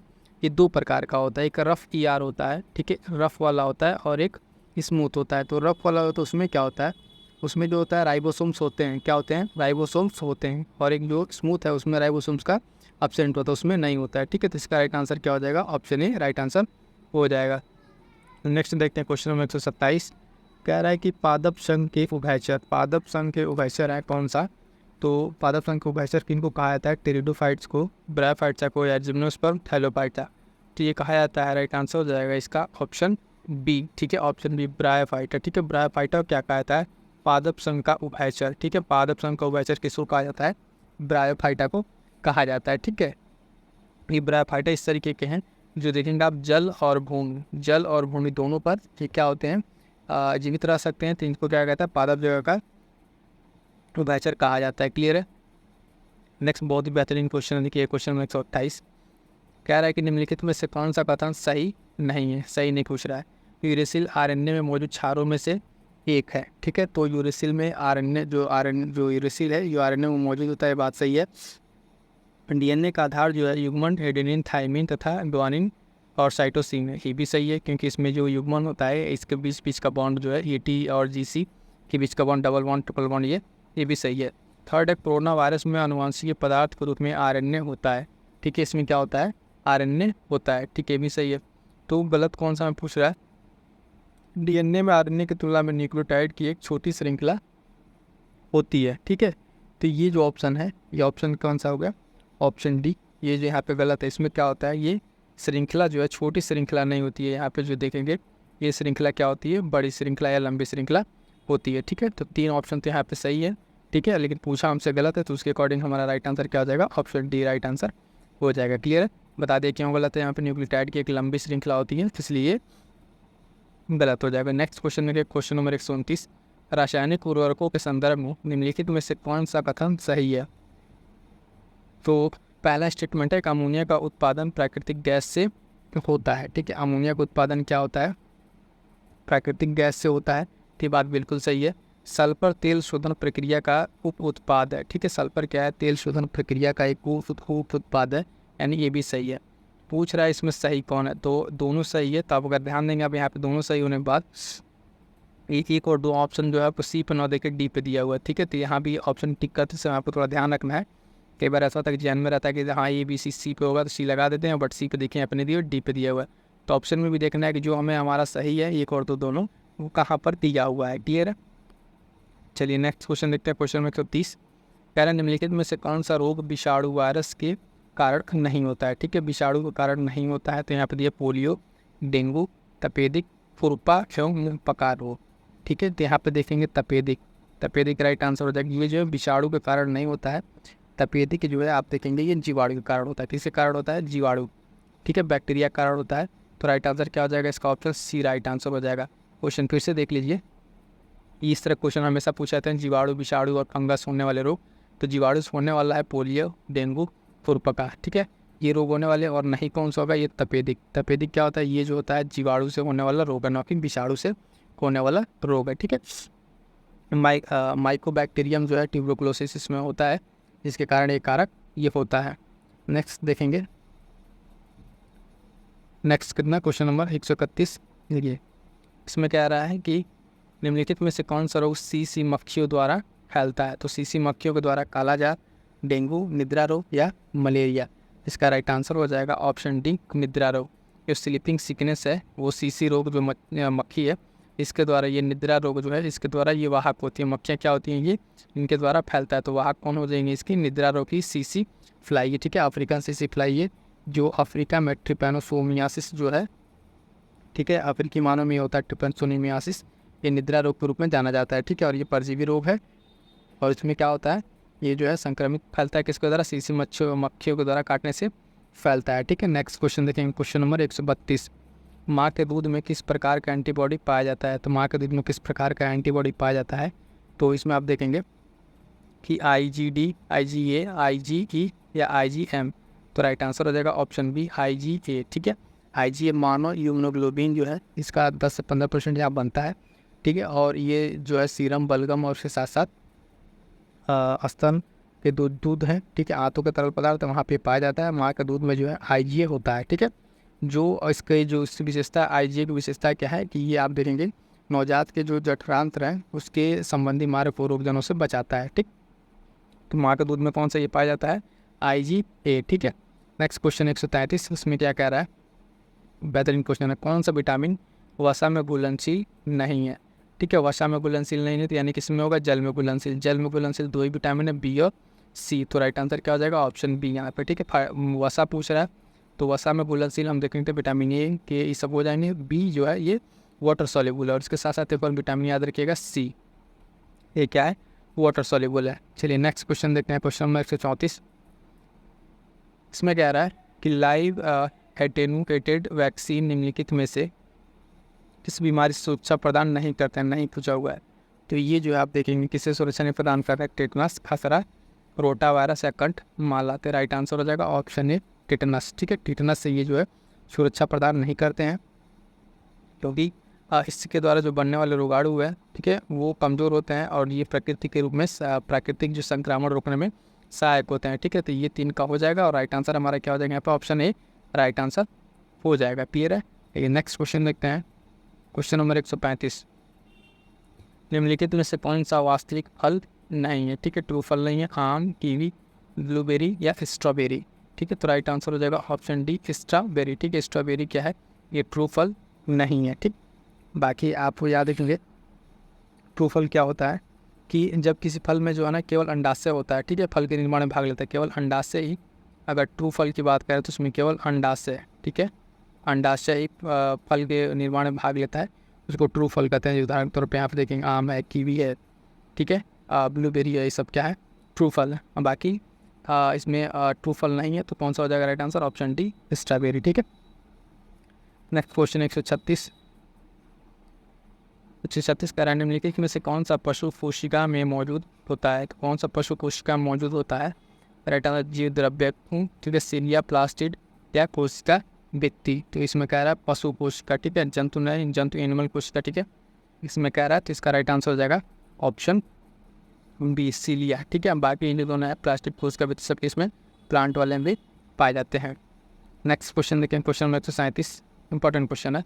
जैव निम्नकरणीय अपशिष्ट के प्रसंस्करण के लिए निसर्गुना, ठीक है, तकनीक विकसित की गई है किसके द्वारा, इसरो के द्वारा, बार के द्वारा, नासा के द्वारा या DRDO के द्वारा। तो इसका राइट आंसर हो जाएगा ये तकनीक जो विकसित की गई है निसर्गुना तकनीक, ये जो है बार्क के द्वारा की गई है, यानी भाभा परमाणु अनुसंधान केंद्र के द्वारा इसको निर्मित किया गया है, क्लियर। तो राइट आंसर है, ध्यान रखिएगा, निसर्गुना तकनीकी, ये किसके लिए, जैव निम्नकरणीय के लिए और बार्क के द्वारा इसको बनाया गया है, ठीक है, भाभा परमाणु अनुसंधान केंद्र के द्वारा। राइट आंसर ऑप्शन बी हो जाएगा। नेक्स्ट क्वेश्चन देखिए, क्वेश्चन नंबर 138। हाइड्रोजन ईंधन सेल का एक उपकरण जो परिवर्तित करता है, ठीक है, जो परिवर्तित करता है किसको, हाइड्रोजन ईंधन सेल क्या परिवर्तित करता है, ठीक। तो ये जो है रासायनिक ऊर्जा को विद्युत ऊर्जा में, यही ऑप्शन सही हो जाएगा, रासायनिक ऊर्जा को ही विद्युत ऊर्जा में परिवर्तित करता है हाइड्रोजन सेल, ठीक है। क्या करता है, रासायनिक ऊर्जा को विद्युत ऊर्जा में परिवर्तित करता है हाइड्रोजन सेल, ठीक है। नेक्स्ट क्वेश्चन है क्वेश्चन नंबर 139, ठीक है, ब्लॉकचेन से रिलेटेड है, ठीक है। क्वेश्चन रीड कर देख लीजिएगा। ब्लॉकचेन प्रौद्योगिकी के बारे में पूछ रहा कौन सा सही है। तो ब्लॉकचेन क्या है, अंतर्राष्ट्रीय मुद्रा कोष ने इस प्रौद्योगिकी का उपयोग करके बूंदी नाम से विश्व का पहला सार्वजनिक बॉन्ड लॉन्च किया है, सही बात है। बेस्ट वर्जीनियस ब्लॉकचेन जो है माध्यम से इंटरनेट जो है इसकी वोटिंग की अनुमति देने वाला संयुक्त राज्य अमेरिका पहला राज्य बन गया है, ठीक है। तो ये भी सही है। तो राइट आंसर इसका क्या हो जाएगा, ब्लॉकचेन से रिलेटेड ऑप्शन बी हो जाएगा, क्या हो जाएगा, ऑप्शन 39, ठीक है। दूसरा वाला जो है केवल इसमें सही है, ठीक है, पहला इसमें बूंदी वाला इस नाम से नहीं लॉन्च किया है। देखिएगा थोड़ा सा यहाँ पे ये बॉन्ड है केवल, ठीक है। तो ये पहला गलत है, इसमें केवल 2 सही है। राइट आंसर हो जाएगा ऑप्शन सी, ठीक है। राइट आंसर हो जाएगा ऑप्शन सी, पहला वाला गलत है, ठीक। इसमें जो डेटाबेस जो संग्रहित किया जाता है वो किस नाम से लॉन्च किया गया है, ठीक है। तो ये विश्व बैंक के द्वारा लॉन्च किया गया है, ठीक है। किसके द्वारा? IMF के द्वारा नहीं, वर्ल्ड बैंक के द्वारा, ठीक है। वर्ल्ड बैंक के द्वारा लॉन्च किया, तो ऑप्शन बी केवल राइट आंसर हो जाएगा। नेक्स्ट क्वेश्चन देखते हैं, क्वेश्चन नंबर 140। ग्लोनास किस देश की वैश्विक नेविगेशन प्रणाली है, ठीक है। जापान, रूस, अमेरिका या चीन, ठीक है। तो इसका राइट आंसर जो है ग्लोनास जो है आप देखेंगे ऑप्शन बी, ठीक है। इसकी क्या है? ये एक प्रणाली है। क्लियर है? नेक्स्ट क्वेश्चन है क्वेश्चन नंबर 141। कह रहा है कि भारत का जो है नैनो विज्ञान एवं प्रौद्योगिकी मिशन शुरू किया गया था, तो कब शुरू किया गया था? वर्ष 2007, 12 या 8 या 14, ठीक है। तो ये कब शुरू किया गया था? तो स्टार्ट किया गया था वर्ष 2007 में। राइट आंसर क्या हो जाएगा? ऑप्शन ए, नैनो विज्ञान प्रौद्योगिकी जो मिशन भारत का 2007 में स्टार्ट किया गया था। राइट आंसर ऑप्शन ए हो जाएगा। क्लियर है? नेक्स्ट क्वेश्चन देखते हैं। क्वेश्चन कह रहा है all India council for robotics and automation के संदर्भ में कौन सा कथन सही है, ठीक। पूछ रहा कौन सा सही है, तो आप देखेंगे यहाँ पे कि AICR वर्ष 2018 में स्थापित एक गैर लाभकारी संगठन है, ठीक। तो ये ऑप्शन गलत हो जाएगा, ये 2018 नहीं है, 2014 है। कितना है? 2014 है। स्टार्टअप के लिए उष्मायन वातावरण को बढ़ावा देने के लिए इसके द्वारा टेक स्टार्ट प्रोग्राम लॉन्च किया गया, तो ये ऑप्शन सही है, ठीक। तो राइट आंसर क्या हो जाएगा? पहला गलत है, दूसरा सही है। ऑप्शन में देखेंगे तो हो जाएगा ए भी गलत, ए भी गलत, ठीक है। ऑप्शन डी राइट आंसर हो जाएगा, ठीक। केवल 2 सही है, ठीक। आइए नेक्स्ट क्वेश्चन देखते हैं। Question number 143। निर्भय मिसाइल के संदर्भ में निम्नलिखित में से कौन सा कथन सही है? निर्भय मिसाइल के संदर्भ में कौन सा कथन सही है? तो देखेंगे ये लंबी दूरी का सबसोनिक क्रूज मिसाइल है, ठीक।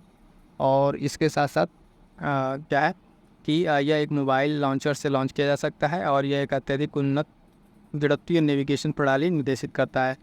इसके दोनों ऑप्शन जो है ये सही है, ठीक है। राइट आंसर इसका ऑप्शन सी हो जाएगा। 1 और 2 दोनों निर्भय मिसाइल के संदर्भ में दोनों स्टेटमेंट अपनी जगह पे सही है। नेक्स्ट क्वेश्चन देखिए, क्वेश्चन नंबर 144। कोविड-19 वैक्सीन कोवैक्स जो है का निर्माण किया गया है, किसके द्वारा किया गया है? क्वेश्चन नंबर 144 जो है आप सीरम इंस्टीट्यूट इंडिया के द्वारा किया गया है। राइट आंसर ऑप्शन बी हो जाएगा, सीरम इंस्टीट्यूट के द्वारा। IPL में चर्चा में भी था, अभी कोविड से जो डेथ हो रही थी, तो उसके रिगार्डिंग ये चर्चा में था, तो इसका कोवैक्स का ध्यान रखिएगा। अरोरा के संदर्भ में निम्नलिखित कथनों पर विचार कीजिए। अरोरा क्या है कि ये प्रकाशीय घटनाएं जो पृथ्वी के उत्तरी और दक्षिणी ध्रुव के समीप घटित होती हैं। क्या होती हैं? पश्चिमी और उसके समीप घटित होती हैं, तो ये सही है। और वे पृथ्वी के चुंबकीय क्षेत्र तथा वायुमंडलीय क्षेत्र के सूर्य के अवशिष्ट कण परस्पर क्रिया करने के कारण होता है, ठीक है। तो इसका जो सेकंड ऑप्शन है ये क्या कह रहा है? ये भी यहाँ पे सही है। तो राइट आंसर क्या हो जाएगा? अरोरा से रिलेटेड दोनों ऑप्शन सही है, तो राइट आंसर हो जाएगा हमारा ऑप्शन सी, ठीक है। राइट आंसर ऑप्शन सी हो जाएगा यहाँ पे। फटाफट से देखते हैं नेक्स्ट क्वेश्चन। Question number 146। निम्नलिखित में कौन सा परमाणु ऊर्जा संयंत्र सुमेलित नहीं है, ठीक है। कुडनकुलम जो है, कुडनकुलम कहाँ पे है? तो आप देखेंगे यहाँ पे ये तमिलनाडु, ठीक है। काकरापार गुजरात सही है। नरौरा, ठीक है, उत्तर प्रदेश सही है। और बात करेंगे कैगा तो ये महाराष्ट्र में में कहाँ पर है? कैगा कर्नाटक में है, ठीक है। कहाँ पे? कर्नाटक में, ठीक। तो पूछ रहा हमसे गलत कौन सा है? यहाँ पे डी ऑप्शन ही गलत है, यही राइट आंसर हो जाएगा। बाकी आपको फिर से बता, तीनों अपन आपस में सही है, ठीक है। बस महाराष्ट्र वाला गलत है। कैगा कहाँ पर है? कर्नाटक में है। नेक्स्ट क्वेश्चन देखेंगे, क्वेश्चन नंबर 147। निम्नलिखित में से किससे राष्ट्रीय प्रौद्योगिकी दिवस के रूप में मनाया जाता है? 11 मई, 14 मई, 16 मई या 20 मई, ठीक है। तो इसका राइट आंसर हो जाएगा ऑप्शन 11 मई। 11 मई को जो है राष्ट्रीय प्रौद्योगिकी दिवस के रूप में मनाया जाता है। नेक्स्ट क्वेश्चन देखिए, क्वेश्चन नंबर 148। कह रहा है कि निम्नलिखित में से कौन सा किरणें खोजकर्ता सही सुमेलित नहीं है? इसमें कौन सा सही सुमेलित? इंफ्रारेड के बारे में अगर हम बात करेंगे, ठीक। इंफ्रारेड W और हर्शेल, ठीक। W हर्शेल के द्वारा, ठीक है। और एक्सरे जो है रॉन्जन के द्वारा, ये भी सही, ये भी सही है। पराबैंगनी किरण ये रिटर के द्वारा, और गामा किरणें HR हर्ट्ज, ठीक है। तो ये वाला गलत है। गामा किरणें जो है पॉल विलॉर्ड के द्वारा, किसके द्वारा? पॉल विलॉर्ड के द्वारा इसको खोजा गया है, न कि HR हर्ट्ज के द्वारा। HR हर्ट्ज के द्वारा कोई और किरण सर्च की गई है, ठीक है। HR हर्ट्ज के द्वारा जो है हेनरी हर्ट्ज जो है ये रेडियो तरंग के बारे में, किसके बारे में, रेडियो तरंगों के बारे में। यहाँ से कई क्वेश्चन बन सकता है, ध्यान देंगे, ठीक है। पॉल विजॉर्ड इसके हो जाएंगे, बाकी तीनों आपस में सही है। और रेजर हर्ट्ज जो है रेडियो तरंग के खोज करता है। नेक्स्ट क्वेश्चन देखिए, क्वेश्चन नंबर 139, निम्नलिखित में कौन सा पूर्ण आंतरिक परावर्तन के उदाहरण नहीं है? तो मृगमरीचिका है, ऑप्टिकल फाइबर है, तारों का प्रकाश चमकना, हीरे का चमकना है, ये तारों का टमटमाना जो है ये नहीं है, तारों का प्रकाश इससे रिलेटेड नहीं है। जब ये PYQ कराया था तो हमें बहुत अच्छे से एक्सप्लेन किया था कि पूर्ण आंतरिक परावर्तन और उससे रिलेटेड सारे एग्जाम्पल एक जगह आपको हमने नोट कराया था, ठीक है। तो मृगमरीचिका, ऑप्टिकल फाइबर, हीरे का चमकना सारा पूर्ण आंतरिक परावर्तन है। ऑप्शन सी नहीं है, तारों का प्रकाश जो है ये क्या है, पूर्ण आंतरिक परावर्तन का उदाहरण नहीं है। क्लियर है। नेक्स्ट एंड लास्ट क्वेश्चन देखेंगे कि हाइपरमेट्रोपिया को एक उपयोग करके ठीक किया जा सकता था। हाइपरमेट्रोपिया को कैसे ठीक किया था? उत्तल लेंस या बेलनाकार लेंस, किसके द्वारा सही किया जा सकता है? तो उत्तल लेंस, ठीक है, उत्तल लेंस। हाइपरमेट्रिया जो है एक दूर दृष्टि है, ठीक है, दूर दृष्टि को किससे दूर किया था? उत्तल लेंस से, ठीक है। तो यहाँ पे 150 क्वेश्चन पूरा कंप्लीट होता है, ठीक। PYQ जो एग्जैक्ट पेपर है उसके सेगमेंट वाइज साइंस का भी स्टार्ट हो चुका है ना। ये इतने सारे सेशन आ चुके हैं प्रीलिम्स के, वो आप जाइए वहाँ पे PYQ में कीजिए, वहाँ पे एक एक क्वेश्चन को लेके PYQ के सेगमेंट वाइज क्वेश्चन को डिटेल एनालिसिस किया जा रहा है। ये आपके लिए प्रीलिम्स एग्जाम्स के लिए बहुत ही हेल्पफुल है साथियों। इस सेशन को मिस मत कीजिएगा। साथ साथ UP PCS प्रीलिम्स की टेस्ट सीरीज में जितने सारे टेस्ट सीरीज की वीडियोज़ आ गई हैं उनको जाकर एकदम देख डालिए, क्योंकि ये टेस्ट सीरीज हमने आपको शुरू में बता दिए हैं कि क्या क्या चीज़ें फॉलो करनी है। कि एक तो आप टेस्ट सीरीज लगाएंगे, PYQ लगाएंगे, ठीक है, और अपना शॉर्ट नोट्स, ठीक है, और घटना चीज, इतनी सारी चीज़ों को आप कवरअप कीजिए। और साथ साथ उत्तर प्रदेश स्पेशल को मिस ना कीजिएगा। उत्तर प्रदेश स्पेशल की वीडियोज़ आ गई हैं, ठीक है, बहुत सारे उसमें वीडियोज़ आ चुके हैं और अगले 4 से 5 दिन में हो सके तो पूरा UP स्पेशल आपका कंप्लीट हो जाएगा। और UP स्पेशल के लिए बता दें, उससे अलग कुछ पढ़ने की ज़रूरत नहीं पड़ेगी। जैसा कि आपको थोड़ा सा हम दिखा दें, कुछ इस तरीके से टॉपिक कवर किए जा रहे हैं उत्तर प्रदेश स्पेशल का। आप देखिए, जनगणना, संगीत, नृत्य उत्सव, धार्मिक स्थल, पर्यटन, ठीक है। और आज भी एक टॉपिक कंप्लीट हुआ है, ठीक है, जो टॉपिक था उसके भौगोलिक संरचना से रिलेटेड। इस तरीके से सारी चीज़ आपको UP स्पेशल को मिल जा रही है। सेशन मिस मत कीजिएगा, काफ़ी इंपॉर्टेंट आपके लिए। जो कोई भी आपके डाउट्स हैं उसको जरूर कमेंट कर दीजिएगा और PDF के लिए टेलीग्राम ज्वाइन जरूर कर लीजिएगा, ठीक है साथियों। मिलते हैं किसी नेक्स्ट वीडियो में, तब तक के लिए थैंक यू सो मच।